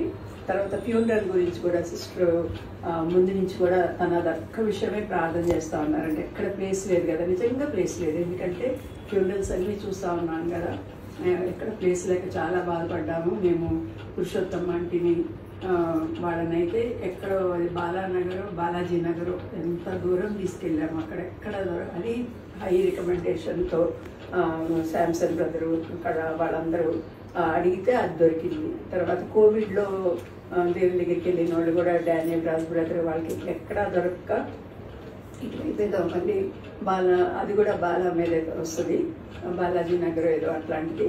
అక్కడ క్రిస్టియన్ సిమెట్రీ అప్పుడే కేసీఆర్ ఇచ్చాడనమాట. అట్లాంటి ప్లేస్లో అట్లాంటి ఎంతో రికమెండేషన్ మీద ఇంకొకళ్ళంతా సహాయం తీసుకొని అంత దూరం వెళ్ళాల్సి వచ్చింది. ఇప్పుడు ఒకటే ఆలోచిస్తాం ఏం చేయాలని. సజెషన్స్ వచ్చినాయి. ఇక్కడ బోయినపల్లిలో శివరాజమ్మని పెట్టాము మనం. ఇక్కడ ఒక ప్లేస్ ఉంది కదా, అక్కడ పెడదామా అన్నట్లు అంటే బ్రదర్ అస్సలు ఒప్పుకోలేదు. లేదు అట్లా కాదు, తప్పనిసరిగా హెబ్రోన్ నుంచి వస్తారు, కడప నుంచి వస్తారు, బాంబే నుంచి కూడా అట్లా అంతా బ్రదరు ఎక్స్పెక్ట్ చేశారనమాట. అందరు వస్తారు, పెద్ద దేవుని సేవకులు వస్తారు, పెద్ద కాంగ్రిగేషన్ ఉంటుంది, అక్కడ అంతమంది నిలబడటానికి అట్లా వెళ్ళటానికి అదంతా కూడా మనకి ప్లేస్ సరిపోదు, ఎలాగని అని చెప్పేసి బ్రదర్కి కూడా తెలిసిన కాంటాక్ట్స్తో శ్యామ్నగర్ అసెంబ్లీ వాళ్ళని కాంటాక్ట్ చేసి మీరు ఎట్లాగైనా ఒక మంచి చోట ఇప్పించాలి అని చెప్పారు. నేను వెనక నుంచి నారాయణ కూడా లేదు కదా అంటున్నాను నేను. అంటే బ్రదర్ మాటకి ఆయనకి నారాయణ కూడా ఉంటేనే చూపించండి, నారాయణ కూడా ఎట్లాగైనా చూపించండి, ఖర్చు అయినా పర్వాలేదు, మేము పెడతాము, మేము will take care of it అని అంటున్నారు. అంటే అది ఒక నెక్స్ట్ ఇంపాసిబిలిటీ లాగా ఉందన్నమాట నారాయణగూడలో అడగటం. ఎందుకంటే పెద్ద వాళ్ళకి కూడా దొరకలేదు నారాయణగూడలో. అలాంటిది బ్రదర్ పట్టుబట్టారు, నారాయణగూడలో చూడండి అని. ఒక బ్రదర్ తెలిసిన బ్రదర్ ఆయన అరేంజ్ చేస్తూ ఉంటాడు అనమాట. సరే అంకుల్ నేను చేస్తానని చెప్పేసి అబ్బాయి చివరికి ఒప్పుకొని మనకి భక్సింగ్ గారు అక్కడ అంతా ఉన్న చోట, అంటే అది అందరూ రావడానికి కూడా వీలుగా ఉంది, తర్వాత మళ్ళీ వెళ్ళటానికన్నా అలాగా దేవుడు సహాయపడ్డాడు. తర్వాత నైట్ ప్రేయర్ అప్పుడు కూడా అంటే చాలామంది దేవుని సేవకులు రావడము, జిమ్మీ వచ్చాడు బాంబే మన కడప నుంచి హెబ్రోన్ నుంచి వచ్చాడు. అలాగా చాలామంది ఎప్పటి నుంచో చూడండి వాళ్ళందరినీ కూడా మేము చూడగలిగాం. బాంబే వాళ్ళందరూ కూడా తెలుసు, నా సండే స్కూల్ స్టూడెంట్ వాడు గ్యాపీ వీళ్ళందరూ కూడా రాగలిగారు. శైలేందర్ని చూసాము, వీళ్ళందరూ కూడా వచ్చారు. తర్వాత పెద్ద ఎల్డర్లీ వాళ్ళు కూడా ఫ్లైట్లో వెదర్ బాగాలేనప్పుడు కూడా వాళ్ళందరూ రావడము, వచ్చిన వాళ్ళందరూ కూడా సిస్టర్ వైపు కానీ బ్రదర్ వైపు కానీ పెద్ద ఫ్యామిలీస్ అందరూ ప్రభులో ఉన్నారు, అందరు సేవలో ఉన్నారనమాట.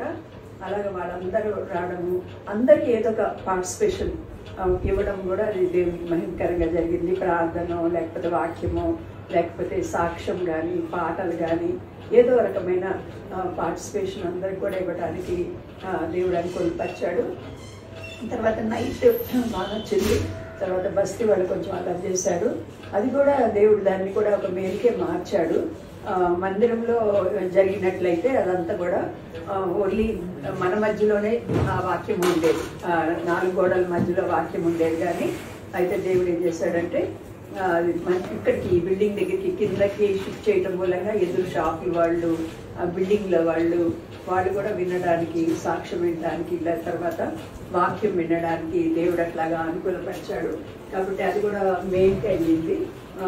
అందరూ కూడా రావడము, సఫిషియెంట్ టైము నైట్ గడపటము, అంతేకాకుండా మార్నింగ్ కూడా ఒక 2-3 అవర్స్ చక్కటి ప్రార్థన, సాక్ష్యాలు, వాక్యము అవన్నీ కూడా చెప్పడానికి వీలుపడింది. శాంసంగ్ బ్రదర్ కూడా ఎక్కడో ఉన్నారు, అయినప్పటికీ నేను ఎక్కడైనా వస్తాను, చాలా బాగాలేదు, ఆయన ఎక్కడో ప్రయాణాలు చేసి వచ్చాడు కానీ నేను అక్కడికి చేరుకుంటాను అని చెప్పేసి ఆయన కూడా మన నారాయణగూడకి రావడం జరిగింది. అలాగా అంత బ్యాడ్ వెదర్లో కూడా ఎంతసేపు చక్కగా జరిగిందంటే ఏం ఆటంకం లేకుండా జరిగింది. ఒక్క చుక్క నీళ్లు రాలేదు. మేము కొన్ని గొడుగులు కూడా వేసుకొని వచ్చాము వ్యాన్లో, ఎందుకంటే అక్కడ ఎట్లా ఉంటుందో పరిస్థితి మనకి అని. తర్వాత ఒక పెద్ద ప్లాస్టిక్ షీట్ కూడా వేసుకొని వచ్చాము, మన పీతలికి కొన్నది, ఎందుకంటే ఒకవేళ సడన్గా వాన వస్తే అందరు 4 వైపులు పట్టుకోవడానికి ఏమన్నా ఉపయోగపడుతుందేమో అని ముందు జాగ్రత్తలు తీసుకున్నాం. కానీ దేవుడు అంతా మహిమకరంగా ఒక చినుకు వాన లేకుండా వాక్యం కానీ అదంతా కూడా మంచిగా అన్ని కూడా టైం టు టైం ప్రకారం జరగటానికి ప్రభు కృప ఇచ్చాడు. కాబట్టి భక్తుల మరణం కూడా దేవుని దృష్టికి ఎంతో విలువ గలది. కాబట్టి అట్లా ఒక విలువైన రీతిలో, ఒక స్పెషల్ రీతిలో కూడా కార్యక్రమం జరగటానికి కూడా సహాయపడ్డాడు. తర్వాత మామూలుగా మన దగ్గర ఈ మెమోరియల్ సర్వీసెస్ అవన్నీ కూడా పెట్టరు, కానీ ఒక ఆదరణ కూలికలాగా ఉంటే బాగుంటుంది. వాళ్ళకు కూడా వచ్చిన అంటే ఫ్యామిలీ మెంబర్స్కి కూడా మళ్ళీ ఒక చిన్నగా అందరు కలవాలి అని అనిపిస్తుంది.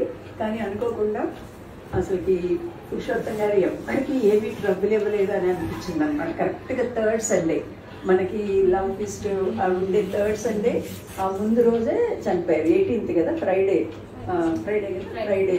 చనిపోయారు. దేవుని దగ్గరికి వెళ్ళారు. తర్వాత ఆ రోజు కూడా థర్డ్ సండే కాబట్టి బ్రదర్ కూడా అక్కడికి వెళ్ళటానికి, తర్వాత బంధువులందరూ కూడా ఉండిపోయారు ఆరాధనకి. వాళ్ళు కూడా జర్మియా గారు ఆయన వాక్యం పంచుకున్నారు. అలాగా అంతా కూడా జరిగి వాళ్ళకు ఒక సాటిస్ఫాక్షన్ ఉంటుంది. ఒకసారి ఒక ఆఫీస్ లాగా అరేంజ్ చేసి వెళితే పిల్లలకు కూడా కొంచెం తృప్తిగా ఉండేది. అది కూడా దేవుడు అనుకోకుండా అట్లాగా మనకి లవ్ ఫీస్ట్ ఆ రోజు ఉండటం మూలంగా అలాగా అన్ని అరేంజ్ చేశారు. తర్వాత మన విక్టర్ డానియల్ గురించి కూడా మనం బాగా ప్రార్థన చేసేవాళ్ళము. అబ్బాయి కూడా ఇప్పుడు మా తర్వాత వచ్చి మా ఇంటికి వచ్చి ఒక 2 hours అతనితో ఆత్మీయమైన విషయాలు ఇవన్నీ కూడా తన సాక్ష్యము అవన్నీ పంచుకొని తను కూడా నెమ్మదిగా వెళ్ళాడు. సంఘాన్ని బట్టి వాడు కూడా ఒక మంచి సాక్ష్యం కూడా ఇచ్చారు. మా ఫ్యామిలీ కానీ విక్టర్ డానియల్ ఫ్యామిలీ కానీ అలా ఇచ్చాడు. అలాగా దేవుడు ఒక సహవాసంలో మనల్ని ఇంతవరకు ఉంచినందుకు కూడా దేవుడికి వందనాలు చెల్లిద్దాము. సిస్టర్కి కూడా మనొక వాగ్దానం ఇద్దాము. ఈరోజు మన కూడికలు ముగించే ముందు ఒక వాగ్దానంతో ముగించుకుందాము.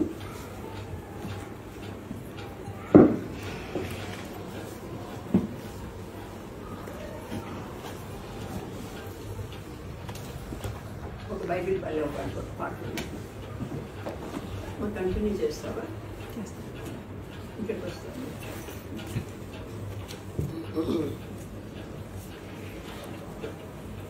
కొంచెం సమయమే చూసుకుందాము. అశ్రేష్టం బహు గ్రంథంలో అదొచ్చు కదా. అశ్రేష్టం బహు గ్రంథములో ఏ చోట చూచినా ఆదరణయున్నది, సుఖాదుఖములో వాగ్దానమున్నది, విశ్వాసముంచి చాలించుడి.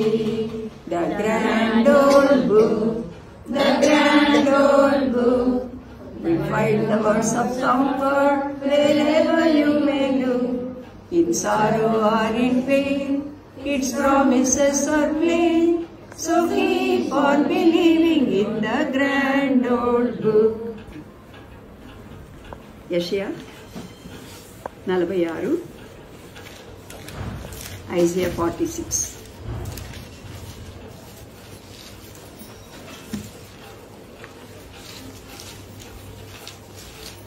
నాలుగో వచనం అందరం కలిసి చదువుకుందాము. ఐజియా 46:3-4. మీ ముదిమి వచ్చే వరకు నిన్ను ఎత్తుకొని వాడని నేనే, తల వెంట్రుకలు నెరయ వరకు నిన్ను ఎత్తుకొని వాడని నేనే చేసి ఉన్నాను. చక్క పెట్టుకుని వాడని నేనే, నిన్ను ఎత్తుకొని రక్షించిన వాడని నేనే.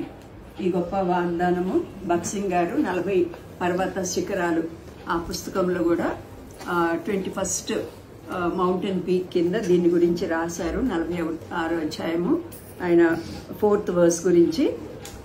దాన్ని ఆయన ఏం చెప్పారంటే ఈ 41వ అధ్యాయము 46వ అధ్యాయం 4th verse అది ఒక ఇన్సూరెన్స్ పాలసీ లాంటిదని చెప్పారనమాట. ఇన్సూరెన్స్ పాలసీ అంటే మన దగ్గర కూడా ఇన్సూరెన్స్ ఏజెంట్లు వస్తూ ఉంటారు కదా, వచ్చి వాళ్ళు మీరు మీ ఓల్డ్ ఏజ్లో ఇది సహాయకరంగా ఉంటుంది. మీరు ఇప్పుడు ఉద్యోగంలో చేరారనుకోండి, ఉద్యోగం చేస్తూ ఉన్నప్పుడు కొంత డబ్బు మీరు చెల్లిస్తూ ఉన్నట్లయితే మీరు రిటైర్ అయిపోయినప్పుడు మీ లైఫ్ సుఖంగా ఉండాలంటే మీకు మెడికల్ ఎక్స్పెన్సెస్ అవన్నీ కూడా కవర్ అవుతాయి. తర్వాత మీకు సోషల్ సెక్యూరిటీ ఉంటుంది, మీకు నెలకింత పెన్షన్ లాగా కూడా వస్తుంది. ఇలాంటి పథకాలన్నీ కూడా చెప్పి మన ముదిమి గురించి వాళ్ళు కేర్ తీసుకుంటారు. అంటే వాళ్ళ ఇన్సూరెన్స్ పాలసీ తీసుకోవటం మూలంగా మీ పెద్ద వయసులో మీకు అది తోడుగా ఉంటుంది అని చెప్తా ఉంటారు. అయితే అన్ని ఇన్సూరెన్స్ పాలసీస్ కన్నా కూడా ఇది చాలా పెద్ద ఇన్సూరెన్స్ పాలసీ. అంటే ప్రభువుని నమ్మినప్పుడు దేవుడు ఏం చేస్తాడంటే అదొక గొప్ప అష్యూరెన్స్ అన్నమాట. అష్యూరెన్స్ అంటే ఒక గొప్ప నిశ్చయత. కొన్నిసార్లు ఇన్సూరెన్స్ కంపెనీలే ఎత్తేయచ్చు, లేకపోతే మనం సరిగ్గా ప్రీమియం కట్టకపోతే వాళ్ళు దానికి మనకి కావాల్సిన బెనిఫిట్స్ ఇవ్వకపోవచ్చు, లేకపోతే మధ్యలో అది ల్యాప్స్ అవ్వచ్చు, ఏదన్నా జరగవచ్చు. కానీ మనకి ఈ ఇన్సూరెన్స్ పాలసీ అనేది భక్సింగ్ గారి మాటల్లో మనమేమి ప్రీమియం కూడా కట్టనక్కర్లేదు, నెలగా కట్టాలి కదా, అది కూడా కట్టనక్కర్లేదు. జస్ట్ దేవుడిని నమ్మితే చాలు. ముదిమి వచ్చే వరకు నిన్ను ఎత్తుకొని వాడను నేనే, తల వెంట్రుకలు నెరయ వరకు ఎత్తుకొని వాడని నేనే. నిజంగా చిన్నప్పుడు అంతా కూడా మనకి తెలియలే, కానీ ఇంకా తర్వాత ఒక 40, 50, 60 దగ్గరికి వస్తా ఉన్నప్పుడు అంతా కూడా ప్రతి ఒక్కళ్ళ హృదయంలో కూడా ఆ భయం ఉంటుంది. పెద్దోళ్ళు అయిపోతున్నాం కదా, ఇప్పుడు ఎట్లాగా కాలు చేయి మెల్లమెల్లగా మిగతా అన్ని ముందు ఫంక్షనింగ్ అంతా ఉండదు. ముందు లేచి పరిగెత్తుతాం, కానీ ఇప్పుడు పరిగెత్తలేము, నడవలేము, కూర్చోలేము, ఎక్కువసేపు నిద్ర పట్టదు, ఇంకా ఎన్నో స్లీప్ డిజార్డర్స్ అని ఎన్నో రకాల ఇబ్బందులు తలెత్తుతూ ఉంటాయి. ఈ అన్నప్పట్లో చాలా మటుకు ఈ రోజుల్లో పిల్లలు ఎవరి దగ్గర ఉండట్లేదు కదా, అందరు కూడా దూరం ఉద్యోగ నిమిత్తమో లేకపోతే చదువుల నిమిత్తమో ఎక్కడో దూరంగా వెళ్ళిపోతున్నారు. సిటీలో మనం చూసినట్లయితే మోర్ దెన్ ఒక 60%, 70% పెద్ద పేరెంట్స్ అందరు కూడా ఎల్డర్లీ వాళ్ళందరూ కూడా ఒంటరిగా ఉంటున్నారు. వాళ్ళు ఇద్దరు మాత్రమే ఒంటరిగా ఉంటున్నారు. అమెరికా లాంటి దేశాల్లోనైతేనేమో మంచి పెయిడ్ ఇవి ఉంటాయి అన్నమాట, ఓల్డ్ ఏజ్ హోమ్స్. వాళ్ళకి మంచి డబ్బులు కడితే చాలా బాగా చూసుకుంటారు, హోటల్లో 5 స్టార్ హోటల్లో ఉన్నట్లు ఉంటుంది. అయితే అందరు కూడా అలా ఉండలేరు. లేకపోతేనేమో మన దేశం ఎట్లా ఉంటుందంటే ఓల్డ్ ఏజ్ హోమ్లో వేసారంటే అక్కడ వేసారా అని వెంటనే మిగతా వాళ్ళు కూడా బాధపడి ఇంకా దానికి ఒక 4 యాడ్ చేస్తూ ఉంటారు. అమెరికాలో అది అస్సలు తప్పు కాదు. ఎవరు వాళ్ళ మీద ఇంకొకరి మీద డిపెండ్ అవ్వరు. వాళ్ళు వాళ్ళ డబ్బులతో వాళ్ళే మంచిగా అట్లాగా ఉంటారనమాట. అయితే ఈ వాగ్దానము ఎంతో ప్రశస్తమైనది. ఈ వాగ్దానాన్ని నమ్మాలి. మేము కూడా ఓల్డ్ ఏజ్కి వచ్చాక అప్పుడు మాకు కూడా ఉంటుంది ఫియర్, తర్వాత ఎట్లాగనో ఎవరు చూసుకుంటారు, సునీత చూసుకుంటుందా, అనిత చూసుకుంటుందా, ఎవరో అట్లా మనసులో కొన్నిసార్లు ఆలోచనలు ఏమేమో వస్తూ ఉంది, ఎవరు చూసుకుంటారు మనల్ని, పిల్లలు అక్కడ ఉంటారు కదా అని. సడన్గా అయిపోతే కూడా మార్చురీలోనే ఎక్కడో పెడతారు, ఇళ్లలో పెడతానికేమో ఓనర్లో అపార్ట్మెంట్ వాళ్ళు ఒప్పుకోరు, తీసుకెళ్ళి మార్చురీలో పెట్టాలి. ఇంక మళ్ళీ ఇవన్నీ ఉంటాయి వాళ్ళు వచ్చిన తర్వాత, ఇవన్నీ కూడా ఉంటాయి. కాబట్టి ఓల్టేజ్ గురించి ఎన్నో క్లియర్స్ ఉంటాయి, కానీ ఈ వాగ్దానాలు దేవుడిని నమ్మితే మనము వాటిని చక్కగా నెరవేరుస్తాడు. భక్సింగ్ గారు దానికి ఆధారంగా ఈ యోగు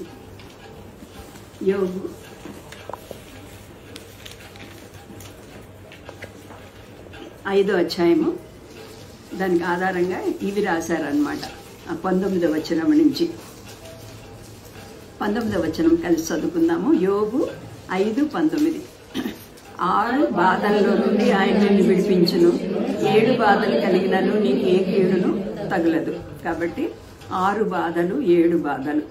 6 బాధలు అంటే మనకు తెలిసినట్లు 6 అనేది మనుషుని సంఖ్య. కాబట్టి 666 అని కూడా అన్నప్పుడు అది మనుషుని సంఖ్య అని రాశారు కదా. 6 మనుషుల సంఖ్య ఎందుకంటే 6వ దినాన్న దేవుడు మనిషిని చేశాడు కాబట్టి 6వ దినము 6వ నెంబరు మనుషునికి సంబంధించింది అంటారు. కాబట్టి మనుషులకు కలిగే ఎలాంటి బాధ వచ్చినా కూడా దాని నుంచి దేవుడు విడిపిస్తాడంట. 7 బాధలు, మళ్ళీ 6 అన్నవాడు అక్కడ ఆపుకోకుండా మళ్ళీ 7 బాధలు అని కూడా చెప్పారు. 7 అనేది ఒక కంప్లీట్ నంబర్, అది ఫుల్ నంబర్, లేకపోతే అది దాన్ని పరిపూర్ణతని చూపిస్తుంది. పరిపూర్ణత అంటే ఇంక ఈ 6 బాధలు కాకుండా ఇంకేం బాధ ఉన్నా కూడా ఈ 7వ బాధల్లోకి వచ్చేస్తుంది. అంటే ఎక్కడ సంబంధం, ఇహ సంబంధమైనవి కానీ, ఎలాంటి ఆత్మీయ కానీ, ఎలాంటి కష్టమైన నష్టమైన ఎటువంటి బాధ అయినా కూడా అవన్నీ కలిపి వచ్చినా కూడా 7 బాధల్లోంచి దేవుడు రక్షిస్తాడు, ఏ కీడు కూడా తగలదు అని చెప్తున్నాడు. ఆ 6 బాధలు ఏంటో ఇక్కడ ఎక్స్ప్లెయిన్ చేశాడు. మొట్టమొదటిగా క్షామకాలమున మరణము నుండి. క్షామకాలమున మరణము. క్షామకాలం అంటే అర్థం ఏంటి? క్షామం అంటే కరువు కాలము. బైబిల్లో కూడా కరువు కాలం వచ్చింది ఒకసారి. ప్రవక్తనే పోషించాడు కదా దేవుడు. ప్రవక్త చనిపోకుండా పోషించాడు. ఎవరిని పోషించాడు క్షామకాలంలో? ఏలియా ప్రవక్తని దేవుడు కాకుల చేతనే, కాకోలముల చేత దేవుడు ఆహారం పంపించి వాళ్ళని పోషించినట్లు చూస్తున్నాం. కాబట్టి దేవుడు క్షామకాలము అంటే ఒకవేళ జాబ్ లేకపోయి ఉండొచ్చు, లేకపోతే మనకి క్వాలిఫికేషన్ జరిగిన తగిన జాబ్ రాకపోయి ఉండొచ్చు, లేకపోతే కొన్నిసార్లు సడన్గా జాబ్ల నుంచి తీసేస్తారు. ఇప్పుడు ఆ పీరియడ్ నడుస్తుంది కదా, అమెరికా దగ్గర నుంచుకొని మన ఇండియా వరకు కూడా సడన్గా జాబ్ ఇన్సెక్యూరిటీ ఉంది. ఎట్లాగా జాబ్స్ అని మా పీబీ వాళ్ళ ఆఫీసులో ఎస్ఏపీలో ఒకేసారి ఒక సంవత్సరంలో ఒక 10,000 మందిని తీసివేశారు. చాలా ఫీల్ అయ్యారు అందరు కూడా. అంటే రేపు నా పేరు వస్తుందా, రేపు నా పేరు వస్తుందా అని ఎంత టెన్షన్తో వాళ్ళు ఉన్నారు. దేవుని కృప వలన పీబీ వాళ్ళ పేరు రాలేదు. మళ్ళీ ఇప్పుడు ఇంకో టాక్ ఉందండి, ఇంకో 10,000 మందిని తీసివేస్తారు అని. కాబట్టి అవన్నీ కూడా క్షామకాలాలు. లేకపోతే ఆత్మీయంగా కూడా కొన్నిసార్లు క్షామకాలం రావచ్చు. సరైన వాక్యము మనకి దొరకదు. వాళ్ళు టీవీల్లోనో లేకపోతే అక్కడ ఇక్కడ వాళ్ళు ఏం చెప్తే అది కూడా మనము వినాల్సి వస్తూ ఉంటుంది. లేకపోతే అదే నిజమని నమ్మే క్షామకాలంగా ఉంది. అయినప్పటికీ కూడా వాటన్నిటిలోంచి మరణము నుండి ఆ క్షామము మూలంగా మనం నశించుకోకుండా, అది ఆహారం లేని క్షామం అయి ఉండొచ్చు, ఉద్యోగం లేని క్షామం అయి ఉండొచ్చు, లేకపోతే ప్రాస్పారిటీ మనకి ఏదన్నా వర్ధిల్లకుండా ఉండే క్షామం అయి ఉండొచ్చు. ఏదైనా కూడా అది ఆత్మీయ మరణం కానీ లేకపోతే భౌతిక మరణం కానీ ఈ రెండిట్లు మనకి సంభవించకుండా ప్రభువు మనల్ని కాపాడుతాడు. తర్వాత రెండో భయం ఏంటి?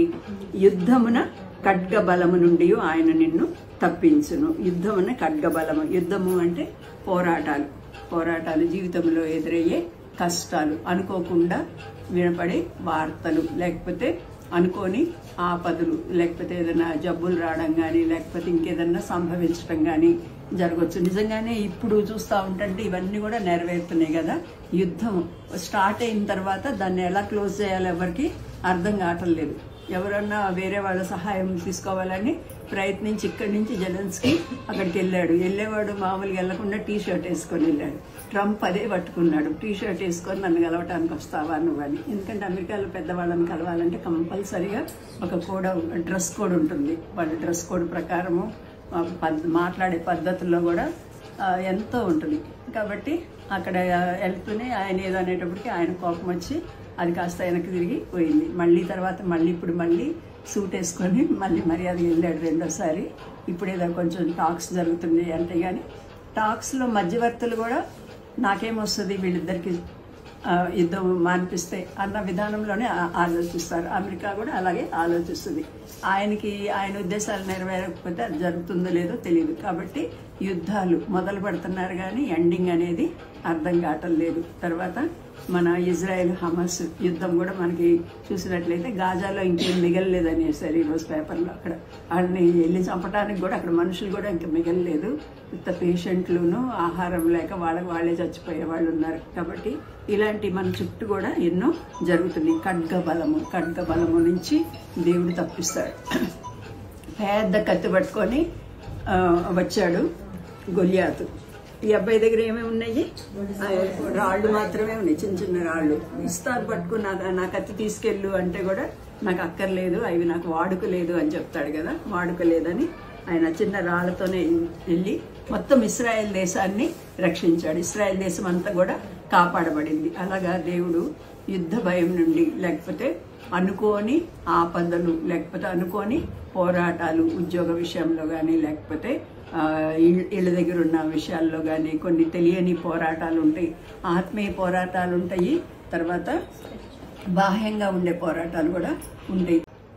తర్వాత ఇంకా ఏమున్నాయంట 21వ వచనంలో, నోటి మాటల చేత కలుగు నొప్పి నీకు తగలకుండా ఆయన నిన్ను చాటు చేయను.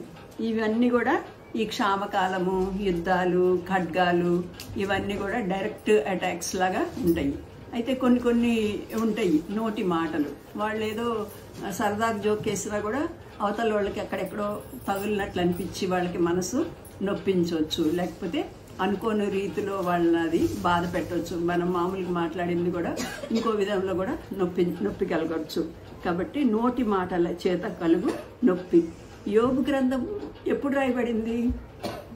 యోబు గ్రంథము చాలా ముందు రాయబడింది, అన్నిటికన్నా ముందే రాయబడింది. ఇప్పుడు అబ్రహాం కన్నా ముందు రోజుల్లో యోబు ఉన్నాడు అని చరిత్రకారులు చెప్తారు. ఎందుకంటే ఐగుప్తు గురించి కానీ లేకపోతే వీళ్ళు పరవాసులుగా ఉన్నారు దాని గురించి కానీ ధర్మశాస్త్రం గురించి కానీ ఏం మాటలు ఇక్కడ లేవు. ప్రతి బుక్లో కూడా ఎక్కడో చోట 10 ఆజ్ఞల గురించి, ధర్మశాస్త్రాన్ని గురించి ఒక రిఫరెన్స్ ఉంటుంది.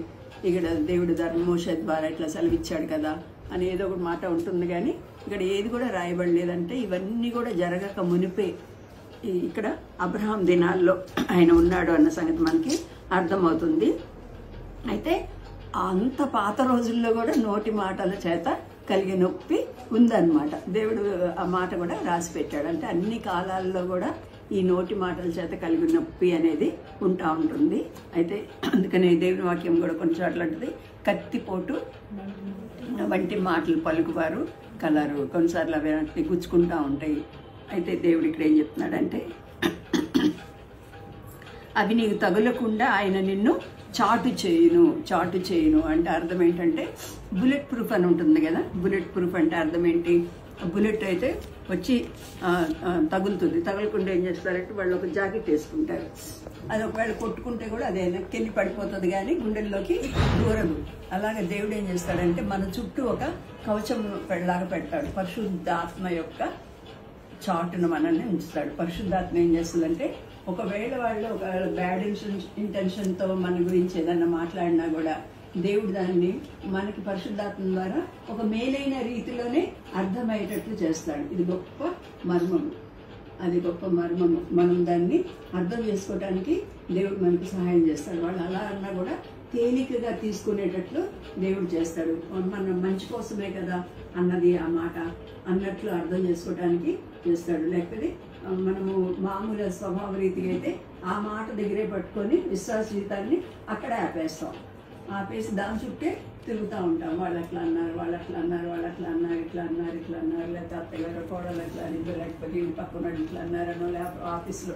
అయితే దేవుడు ఏం చేస్తాడంటే ముందుకు వెళ్ళిపోవటానికి, దాన్ని ఛేదించుకొని ముందుకు వెళ్ళగలటానికి పరిశుద్ధాత్మ ద్వారా సహాయం చేస్తాడు. తప్పనిసరిగా మనము అడగాలి. అలాంటి వాటిని మనం పట్టించుకోవటం కానీ, ప్రభువా చాటు చేస్తారన్నావు కదా, అది నాకు మనసులోకి దూరి అది నన్ను ఆత్మీయంగా పాడు చేయకుండా ఇలాంటి మాటలు నాకు సహాయం చేయమని మనం ప్రార్థన చేసుకోవాలి. అప్పుడు దేవుడు మనకు కూడా సహాయం చేస్తాడు. నోటి మాటల చేత కలుగు నొప్పి తగలకుండా చాటు చేస్తాడంటే, చాటు చేస్తాడు ఆ మాట. Every word is also important. 4, ప్రళయము వచ్చినను నీవు దానికి భయపడము. ప్రళయము అంటే ఏంటి? అనుకోని ఆపద అనమాట. సడన్గా జరిగే విషయాలు. వాక్యం కూడా చదువుతా ఉన్నప్పుడు అట్టివాడు దుర్వార్తకు భయపడడు అని ఉంటుంది కదా. దుర్వార్తకు భయపడకుండా ఎవరుంటారు? ఏదన్నా ఎవరైనా సడన్గా డెత్ అయింది, లేకపోతే ఇంకేదన్నా అయింది, ఫస్ట్ భయము, లేకపోతే ఆందోళన, ఇవన్నీ కూడా కదులుతూ ఉంటాయి. అయినప్పటికీ కూడా దేవుడు దాని గురించి కూడా విశ్వాసం చేత మనం దాన్ని ఎదుర్కోగలం అన్న విషయాన్ని రాస్తున్నాడు. ప్రళయము అంటే అనుకోని ఆపదలు. మామూలుగానే లైఫ్ వెళ్తూ ఉంది, పరీక్షలకు వెళ్తారు. నిన్నే నాకు ఒక సిస్టర్ చెప్తాను, మామూలు పరీక్షలకు వెళ్తే అన్ని బాగానే ఉన్నాయి అమ్మ, టీఎంటీ చేయించుకురండి అన్నారంట వాళ్ళ హస్బెండ్కి. టీఎంటీ అంటే ఒక తొక్కుతూ ఉంటారు కదా సైకిల్ని, ఆ మిషన్ మీద నడుస్తూ ఉంటారు. ఆ టీఎంటీ చేస్తుంటే హార్ట్లో ఏదో బ్లాక్స్ ఉన్నాయని చెప్పారు. 100 టెస్టులు చేసుకొని వెళ్ళారు, అన్నీ కూడా నార్మలే ఉన్నాయి. కరెక్ట్గా టీఎంటీ దగ్గరికి వచ్చేటప్పుడు గుండెలో ఏదో బ్లాక్స్ ఉన్నాయని ఈరోజు మళ్ళీ ఎంజాయ్ చేస్తామని తీసుకొని వెళ్ళారు. అలాగా సడన్గా అనుకోని ఆపదలు, ఆరోగ్యం విషయం గురించి ఏదైనా రావచ్చు, లేకపోతే ఇంకేదన్నా అనుకోని ఆపద సంభవించవచ్చు మన జీవితంలో. మామూలుగానే లేస్తాం కానీ అదొక it may turn into a very bad day. ఏదన్నా మనకి ఇష్టం లేని సంగతులు జరగవచ్చు, ఆఫీస్లో మనకి రావాల్సిన ప్రమోషన్ రాకపోవచ్చు, లేకపోతే ఇంకా మనకి రావాల్సిన బెనిఫిట్స్ ఏమైనా రావచ్చు, ఏదన్నా మనం ఆశ పెట్టుకున్నది అది మనకి దొరకకుండా పోవచ్చు. అట్లాగా జీవితం అంటే తప్పనిసరిగా అనుకోని సంగతులు జరుగుతాయి. అన్నీ మనము ఎక్స్పెక్ట్ చేసినట్లు జరుగు, దేవుని చిత్తంలో వేరేగా ఉండొచ్చు. కానీ అలాంటి ప్రళయం వచ్చినను నీవు దానికి భయపడవు అని ఉంది. అదొక గొప్ప వాగ్దానం అనమాట. ఎందుకంటే ప్రభు మనతో పాటు ఉన్నాడు. ప్రభువే ధైర్యాన్ని ఇచ్చాడు. సిస్టర్తో మాట్లాడినప్పుడు కూడా ప్రభు ధైర్యం ఇచ్చాడు సిస్టర్ అన్నాడు. ఆ మాట అసలు ఎంత విలువైనది. ప్రభువు నాకు ధైర్యము ఇచ్చాడు అన్న విషయాన్ని మనం ఇంకేదో విషయాన్ని బట్టి కానీ ఇంకా దాని గురించి కానీ అలా కాకుండా తన వేదనలో ఒక విధమైన ఒక ధైర్యాన్ని దేవుడు అనుగ్రహించాడు. ప్రళయం వచ్చినను దానికి నీవు భయపడవు అనేది 4వది ఉంది. నెక్స్ట్ 22వ వచనంలో ఉంది, అడవి మృగములు నీతో సమ్మతిగా ఉండును. అడవి మృగాలు సిటీలో ఎక్కడ వస్తాయిలే అని మనం అనుకుంటున్నాం, కానీ నిజంగానే వస్తున్నాయి. ఈ మధ్య చూపిస్తున్నారు కదా, ఒకటి బయటకు వస్తూ ఉంటుండే సింహం ఏదో వస్తుంది, వీడిని సింహం భయపడి పరిగెత్తింది, లేకపోతే ఈయన కూడా పరిగెత్తాడు. అలాగే పాములు, ఇప్పుడు జంతు ప్రేమిలు ఎక్కువైపోయారు కదా, పాములను అస్సలు చంపకూడదంట. ప్రేమించాలి అంటే అవి ప్రేమించిన వాళ్ళని కరుస్తుంది, దానికి తెలియదు కదా దాన్ని చంపడం. పాము కనపడితే తప్పనిసరిగా దాన్ని నిర్మూలన చెయ్యాలి. దాన్ని ఏదో ప్రేమగా చేయబోయి దాని మీద పడగ మీద ముద్దు పెట్టుకుంటే అది గొక్కుని తిరిగి నూతి పట్టేసింది. ఎన్నో విషయాలు మెడలో వేసుకొని ఒకడు భలే పోజులు పెట్టాడు, నాకు పాముకు భయపడను, చిటికేస్తే అది తలెత్తి తిప్పి చూసింది వేసింది, మళ్ళీ కాటు హాస్పిటల్ తీసుకెళ్ళలోపునే చనిపోయాడు. అడవి మృగాలు నిజంగానే ఉన్నాయి. ఈ అడవి మృగాలు దేవుడైతే మొట్టమొదట్లోనే జంతువులన్నిటిని ఏళ్తారు, సృష్టి అంతటిని ఏళ్తారని దేవుడు చెప్పాడు. కానీ అలా జరగలేదు. ఎందుకంటే ఆదాము అవ్వ చేసిన పాపం మూలంగా ప్రతి జంతువుకి భయపడాల్సి వస్తుంది. చివరికి పిల్లి కూడా ఒక రూమ్లో ఉంటే ఇద్దరే ఉన్నప్పుడు పిల్లి ఏం చేస్తారో అని భయపడి ఆ పిల్లిని మన ఊరికే అట్లా అంటే ఉసుకో అన్నాం అనుకోండి, అది ఎదురు తిరిగి మనల్ని ఎక్కడన్నా పీకేస్తుంది. కాబట్టి అడవి మృగములు అంటే ఇట్లా న్యాచురల్గా నిజంగా ఉండే అడవి మృగాల గురించి సింహాలు, పులులు, పాములు, కుక్కలు పీకేయడము ఇవన్నీ కూడా మనం జరుగుతున్నాము. అంతేకాకుండా ఏదది అవును, కోతులు కూడా బాగానే నాకు ఫస్ట్ టైం కోతి బీకింది మారేడుపల్లిలో అంటే ఎట్లా అనుకున్నాను. కానీ నిజంగానే కోతులు కూడా చాలా హాని చేస్తే పైగా ర్యాబిస్ వస్తుంది వాటితో పాటు ఆ కోతుల మూలంగా. ఇట్లా అయితే ఇంకో అడవి జంతువులు కూడా ఉన్నాయి.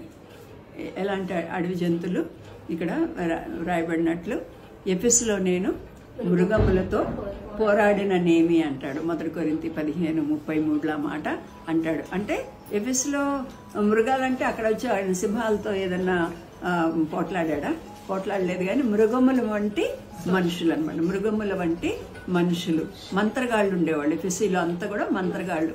వాళ్ళ మధ్యలో పౌలు వాళ్ళకి సువార్త ప్రకటించాడు. ఏ రోజు ఎటువైపు నుంచి ఎవడు ఏ మంత్రం వేస్తాడో తంత్రం వేస్తాడో అట్లా ఉండేది అనమాట రోజుల్లో. పైగా అర్తమదేవి అని ఆమె పూజిస్తా ఇట్లా అన్నీ కూడా జరుగుతూ ఉన్నాయి. అక్కడ కూడా దేవుడు పౌలుని కాపాడాడు. మృగములతో నేను పోరాడాను అంటాడు. పౌలు కూడా 20వ అధ్యాయం అపోస్తల కార్యాల్లో త్రోయికి వచ్చినప్పుడు ఆయన యెరూషలేముకి వెళ్లే ముందు ఒక మంచి చక్కటి ప్రసంగం చేస్తాడు. ఎఫెసీ పెద్దల్ని అందరినీ పిలిపించి ఆ ప్రసంగం చివరిలో ఏమంటాడంటే, నేను సంపూర్ణమైన పూర్ణ వినయభావంతో మీ మధ్య నేను సంచరిస్తూ మీకు సువార్త ప్రకటించానన్న సంగతి మీ అందరికి కూడా తెలుసు. నేనందరికి కూడా నేను ఏమీ దాచుకోకుండా మొత్తము ఆత్మీయమైన రహస్యాలు కానీ అన్ని విషయాలు ఎన్నెన్నైతే చెప్పగలమో అన్ని కూడా చెప్పాను. నేను వెళ్ళిపోయిన తర్వాత క్రూరమైన తోడేళ్లు మీలో ప్రవేశించునని నాకు తెలియను.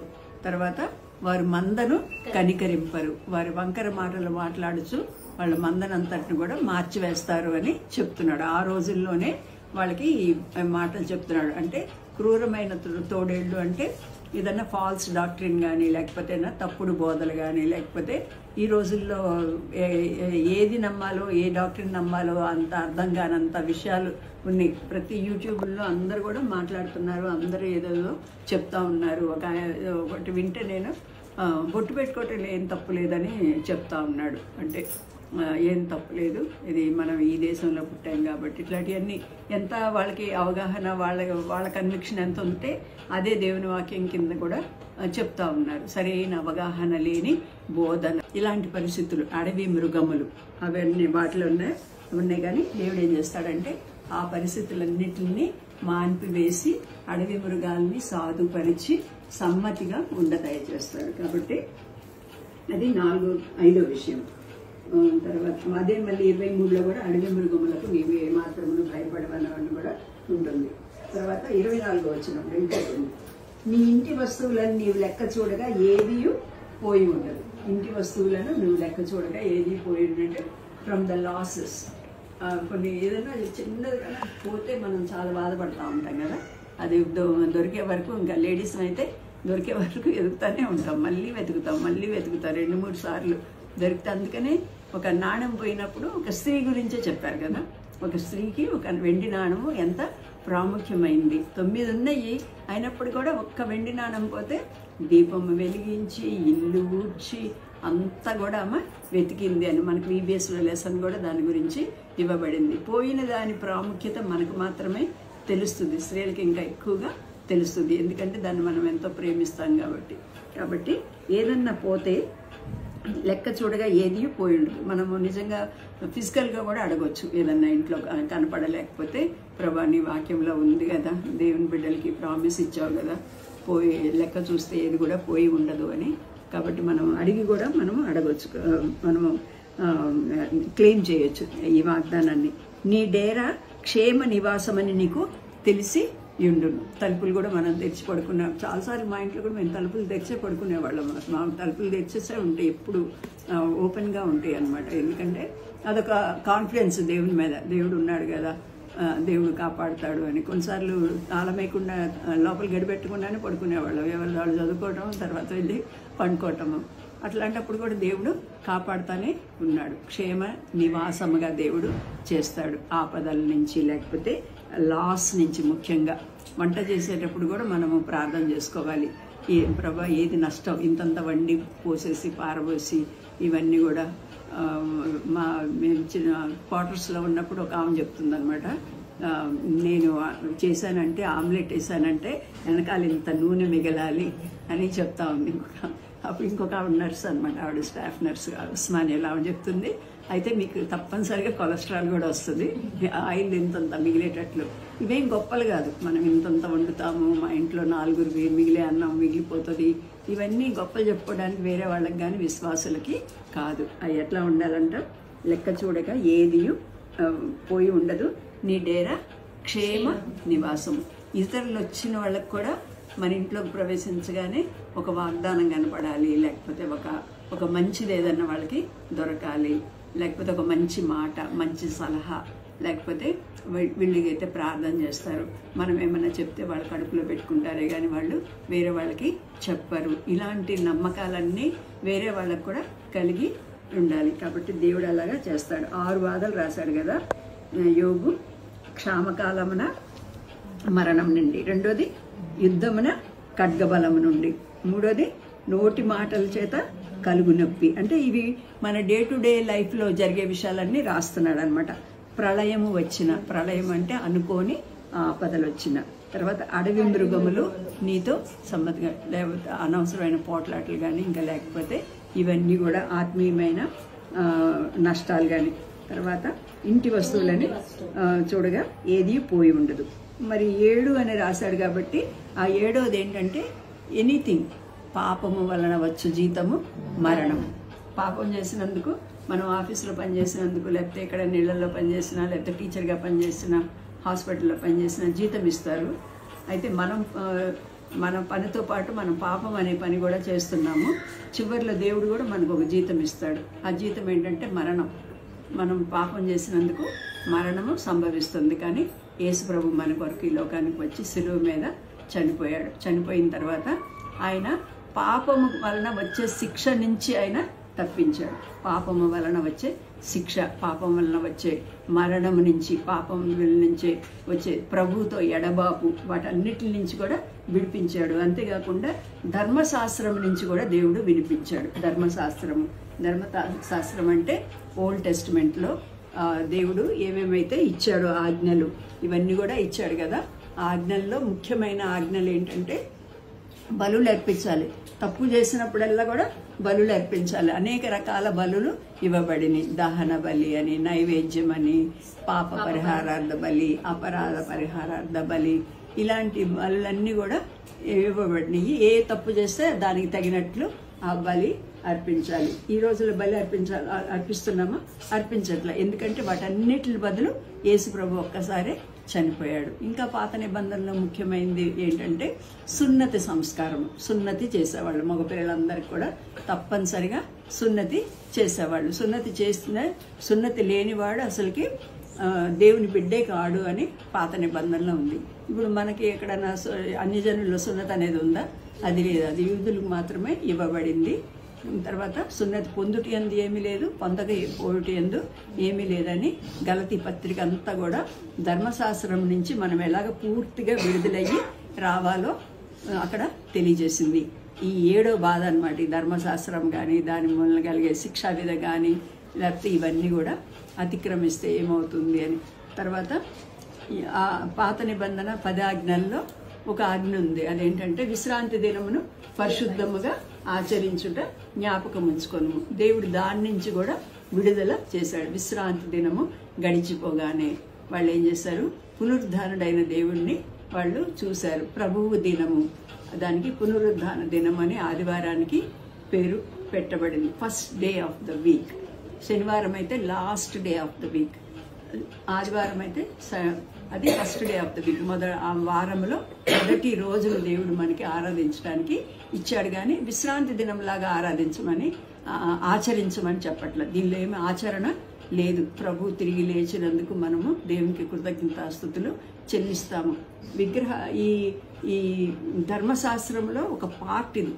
10 ఆజ్ఞల్లో ఒక ఆజ్ఞ అదేంటంటే విశ్రాంతి దినముని పరిశుద్ధంగా ఆచరించాలి. శనివారం పూట వాళ్ళు యూదులు ఏం చేసేవాళ్ళు అంటే సబ్బాతు దినమని దానికి పేరు ఉండేదన్నమాట. ఏ పని కూడా చేసేవాళ్ళు కాదు.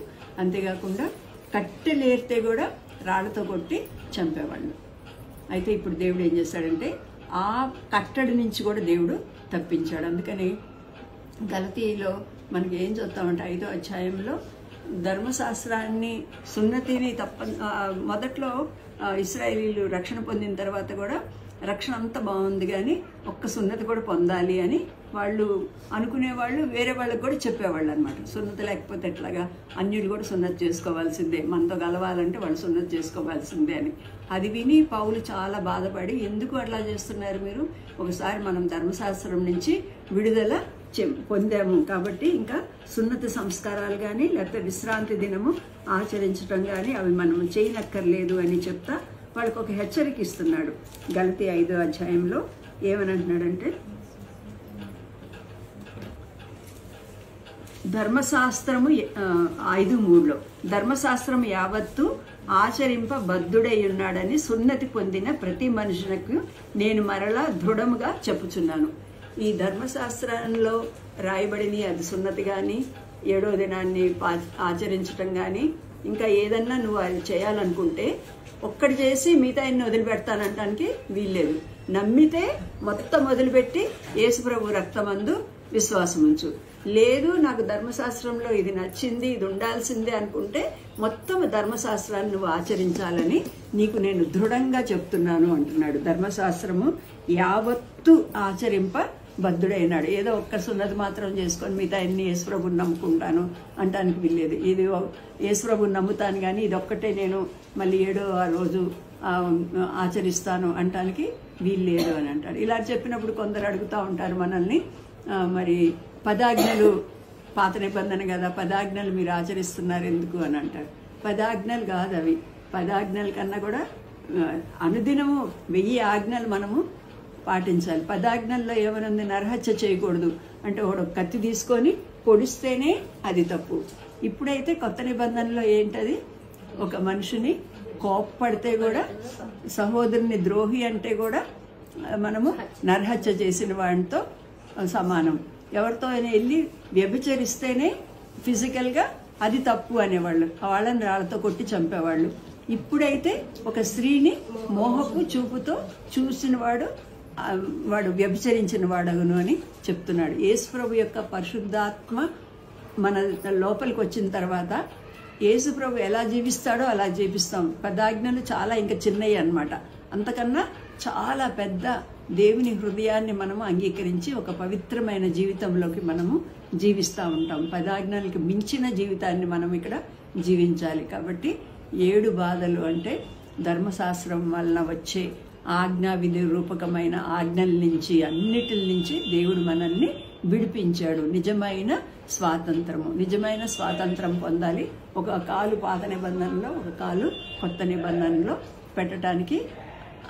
పెట్టేంత అవసరము లేదు. క్రీస్తులో మనకి పూర్తి స్వేచ్ఛ ఉంది అని మనం ఇక్కడ అర్థం చేసుకుంటున్నాం. కాబట్టి 6 బాధలు 7 బాధలు, 7 బాధల్లోంచి దేవుడు తప్పిస్తాడు. ఏ కీడు కూడా తగలదు. అదంతా రాసుకుంటా వచ్చి 25వ వచనంలో వచ్చేటప్పటికి యోబు 5:25లో సంతానాన్ని గురించి రాస్తున్నాడు. విస్తారమగును, కుటుంబీకులు భూమి మీద పచ్చిక వలె విస్తరించుదురని నీకు తెలియను అంటే ఇహలోకంలో కలిగే ఆశీర్వాదాల గురించి కూడా రాస్తున్నాడు. చివరికి ఏమని రాస్తున్నాడు? వాటి కాలమున ధాన్యపు పనలు ఇల్లు చేరున్నట్లు పూర్ణ వయస్సు కలవాడవై నీవు సమాధికి చేరెదవు అన్న వాగ్దానాన్ని ఇక్కడ ఇస్తున్నాడు. పూర్ణ వయస్సు అంటే ఇంత వయసు అని మనం ఏం చెప్పలేము. కొన్నిసార్లు 70 ఏళ్ళు లేకపోతే అధిక బలం ఉంటే 80 ఏళ్ళు అని మోషే చెప్తా ఉన్నాడు. బ్రదర్ విషయంలోనైతే దాన్ని మించిన ఆయుష్ని దేవుడు ఇచ్చాడు. అయితే what ever God has appointed, దేవుడు ఎంత మనకి ఆయుష్ నియమించాడో దాన్ని అంతటిని కూడా దేవునిలో కంప్లీట్ చేసుకొని దేవుని దగ్గరికి వెళ్ళటం. ఒకళ్ళకి ఎక్కువ ఉండొచ్చు, ఒకళ్ళు తక్కువ ఉండొచ్చు, కానీ ప్రభువు చిత్తములో ఉండటం అన్నదాన్ని ఇక్కడ చూపిస్తుంది. దేంతో పోల్చాడు? వాటి కాలమున ధాన్యపాలలు ఇల్లు చేరినట్లు. ధాన్యము ముందు వేస్తారు కదా, ముందు అన్నీ కూడా చల్లిన తర్వాత అవన్నీ ఇంత మొలకలు వచ్చిన తర్వాత పెద్ద ప్రొసీజర్ ఉంటుంది. అవి మన జామ చెట్టు వేసి దానికి అదే బయటకు వచ్చినట్టు రాదు కదా. ఇవి మళ్ళీ అవన్నిటిని కూడా ఒక దగ్గరగా పెడతారు. తర్వాత ఈ ఆడవాళ్ళందరినీ పనిలో పెట్టుకొని వాళ్ళు కొన్ని తీసి నాట్లని వేస్తారు. దూరంగా కొన్ని 2-3 మొక్కలు కలిపి నాట్లు వేస్తారు. తర్వాత దాటికి నీళ్లు పెడతా ఉంటారు, గాలి చూస్తూ ఉంటారు. అవన్నీ కూడా ఎప్పుడు ఎంత నీళ్లు పెట్టాలో అంత నీళ్లు పెడతా ఉంటారు. మళ్ళీ కొంతకాలం అయిపోయిన తర్వాత ఒక కంకి వస్తుంది. ఆ కంకిని గమనిస్తూ ఉంటారు. ఆ కంకి బాగా పెద్దగా అయిన తర్వాత ఇంకప్పుడు మిగతా చెట్లను చూస్తే అన్నిటికీ మళ్ళీ కంకిలు వస్తూ ఉంటాయి. ఆ కంకిలన్నిటిని కూడా లోపల పట్టుకొని చూస్తే గట్టిగా తగలాలి. అంటే అది కరెక్ట్గా అది గింజ పెద్దగా అవ్వాలన్నమాట. ఎంత పెద్దగా అవ్వాలో అంత పెద్ద అవ్వాలి. అంత అయిన తర్వాత అప్పుడు ఏం చేస్తారంటే కోతలు కోస్తారు. కోసిన తర్వాత మళ్ళీ దాని కోతలతో పాటు పని అవ్వలేదు, దాన్ని అంతటిని కూడా దుల్లగొడతారు. దుల్లగొట్టిన తర్వాత పెద్ద చాటల్లో వేసుకొని దేవుడు ఆ టైంకి ముందు తొలకరిస్తాడు గింజలు వేసినప్పుడు. మళ్ళీ తర్వాత రెగ్యులర్ వానిస్తాడు. ఆ వాన అయిపోయిన తర్వాత కోసే టైంకి గాలి ఇస్తాడు. ఒకలాంటి గాలి వేస్తూ ఉంటుంది, తూర్పు గాలి వస్తూ ఉంటుంది అనమాట. ఆ గాలికి నిలబడి వాళ్ళు ఇట్లాగా చెరుగుతూ ఉంటారు. చెరుగుతూ ఉన్నప్పుడు పొట్టంతా ఎగిరెళ్ళి అక్కడ పెద్ద కుప్ప పడుతుంది. చివరిలో ఇవన్నీ కూడా గింజలు మిగులుతాయి. మళ్ళీ ఆ గింజలు మిగిలిన తర్వాత దాన్ని అంతటిని తీసుకొని వాళ్ళు ఏం చేస్తారంటే బస్తాలకి ఎత్తి ఇళ్ళకేస్తారు. ఈ ప్రొసీజర్ అంతా కూడా జరుగుతుంది. మన జీవితంలో కూడా ఈ ప్రొసీజర్ అంతా కూడా జరగాలి. మనము గింజగా మరి పుట్టాలి ఈ లోకంలో. గోధుమ గింజ భూమిలో పడి చావకుండా నీడల అది మొలకెత్తదు, దానిలో జీవం లేదు. కాబట్టి యేసు ప్రభు వాక్యం మనలో ఉండాలి, ఫలించాలి. తర్వాత మనము ఆత్మీయంగా అభివృద్ధి చెందాలి. ప్రభు టైం వస్తుంది, మన గింజ పట్టుకొని చూస్తాడు. అయిపోయింది, మనము మెచ్యూరిటీలోకి వచ్చినప్పుడు మనల్ని ప్రభు తీసుకునేవాడిగా ఉన్నాడు. వాటి కాలమున ధాన్య పనులు ఇల్లు చేరున్నట్లు పూర్ణ వయస్సు కలవాడవై నీవు సమాధికి చేరెదవు. కాబట్టి ఈ మాటల ద్వారా మనము ఆదరించబడదాము. సిస్టర్ని, పిల్లల్ని కూడా దేవుడి వాక్యం ద్వారా ఆదరించినట్లు మనం ప్రార్థన చేద్దాము. యెషయా 46:4 ఇంకొకసారి అందరం కలిసి చదువుకుందాం. ఐజియా 46:4. ముదిమి వచ్చే వరకు నిన్నెత్తుకుని వాడని నేనే, తల వెంట్రుకలు నెరే వరకు నిన్నెత్తుకుని వాడని నేనే చేసి ఉన్నాను. చంక పెట్టుకుని వాడని నేనే, ఎత్తుకొని రక్షించబడను. ప్రార్థన చేసుకుందాం. ప్రేమికలు మా పరలోక తండ్రి, కృపల దేవ, ఇంతవరకు మాకు చేసిన సహాయాన్ని బట్టి మరి ఒకసారి వందనాలు. ఈరోజు సిస్టర్స్ మీటింగ్లో కూడా ప్రభా మీరు మమ్మల్ని నడిపించిన విధానం బట్టి కూడా మీకు ఎన్నో వందనాలు చెల్లిస్తున్నాము. సిస్టర్ సువర్ణ తన సాక్ష్యాన్ని కూడా ప్రభా మీరు ఆశీర్వదించండి. మిగిలిన శేష జీవితం మీ కొరకు జీవించట్లో ప్రభా అనేకులను ప్రభా మీ కొరకు పురికొల్పుట్లో తండ్రి మీరే సహాయం చేసి నడిపించమని కూడా ప్రార్థిస్తున్నాం. వారి కుటుంబాన్ని కూడా జ్ఞాపం చేసుకుంటున్నాం ప్రభా. తండ్రి విక్టర్ డానియల్ వాళ్ళ కుటుంబాన్ని ప్రభా మీరు ఆదరించి బలపరచండి. దూరంగా ఉన్నారు ప్రభా, మీరే సమీపంగా ఉండి నడిపించండి. అలాగే ప్రభా మర్సీ ప్రభా వారి కుటుంబాన్ని, నెల్సన్ వారిని కూడా జ్ఞాపకం చేసుకుంటున్నాం తండ్రి. పిల్లలతో కూడా ఉండండి ప్రభా, వాళ్ళ పరిచయను కూడా తండ్రి మీరు ముద్రించమని కూడా ప్రార్థిస్తున్నాం తండ్రి. కృపను అనుగ్రహించండి. అలాగే ప్రభా మరి సిస్టర్ని కూడా మీ బలమైన హస్తాల్లో ఉంచి నడిపించమని ప్రార్థిస్తున్నాము. మరి మిగతా సిస్టర్స్ కూడా చెప్పగలిగిన సాక్ష్యాలు, ట్రిబ్యూట్స్ వీటిని బట్టి కూడా వందనాలు చెల్లిస్తున్నాము. వారిని కూడా ఆశీర్వదించండి ప్రభా. మరి యెషయా 46:4 వాగ్దానం సిస్టర్ పక్షాన అడుగుతున్నాం ప్రభా. ముదిమి వచ్చే వరకు నిన్ను ఎత్తుకొని వాడని నేనే, తల వెంట్రుకలు నెరే వరకు నిన్ను ఎత్తుకొని వాడని నేనే చేసి ఉన్నాను. చంక పెట్టుకొని వాడని నేనే, నిన్ను ఎత్తుకొనుచు రక్షించువాడను నేనే. అని ప్రభా మీరు సెలవిచ్చారు. ఆ వాగ్దానాన్ని అక్షరార్థంగా నెరవేర్చండి. రాబోయే రోజుల్లో ప్రభా మరి పరిచర్యలో కూడా తండ్రి మీరు బలపరిచి వాడుకోమని కూడా ప్రార్థిస్తున్నాం. వచ్చిన వారందరిని కూడా దీవించండి ప్రభా. మా గడిపే సమయం ఆశీర్వాదకరంగా చేయమని మీ మెండైన ఆశీర్వాదాలతో ప్రభా మరి తండ్రి నింపి పంపమని మమ్మల్ని మీ చేతులకు అప్పగించుకుంటూ మా ప్రభును రక్షకుడైన యేసయ్య పేరిట స్తుతించి ప్రార్థించి వేడుకొంచున్నాం తండ్రి. ఆమెన్.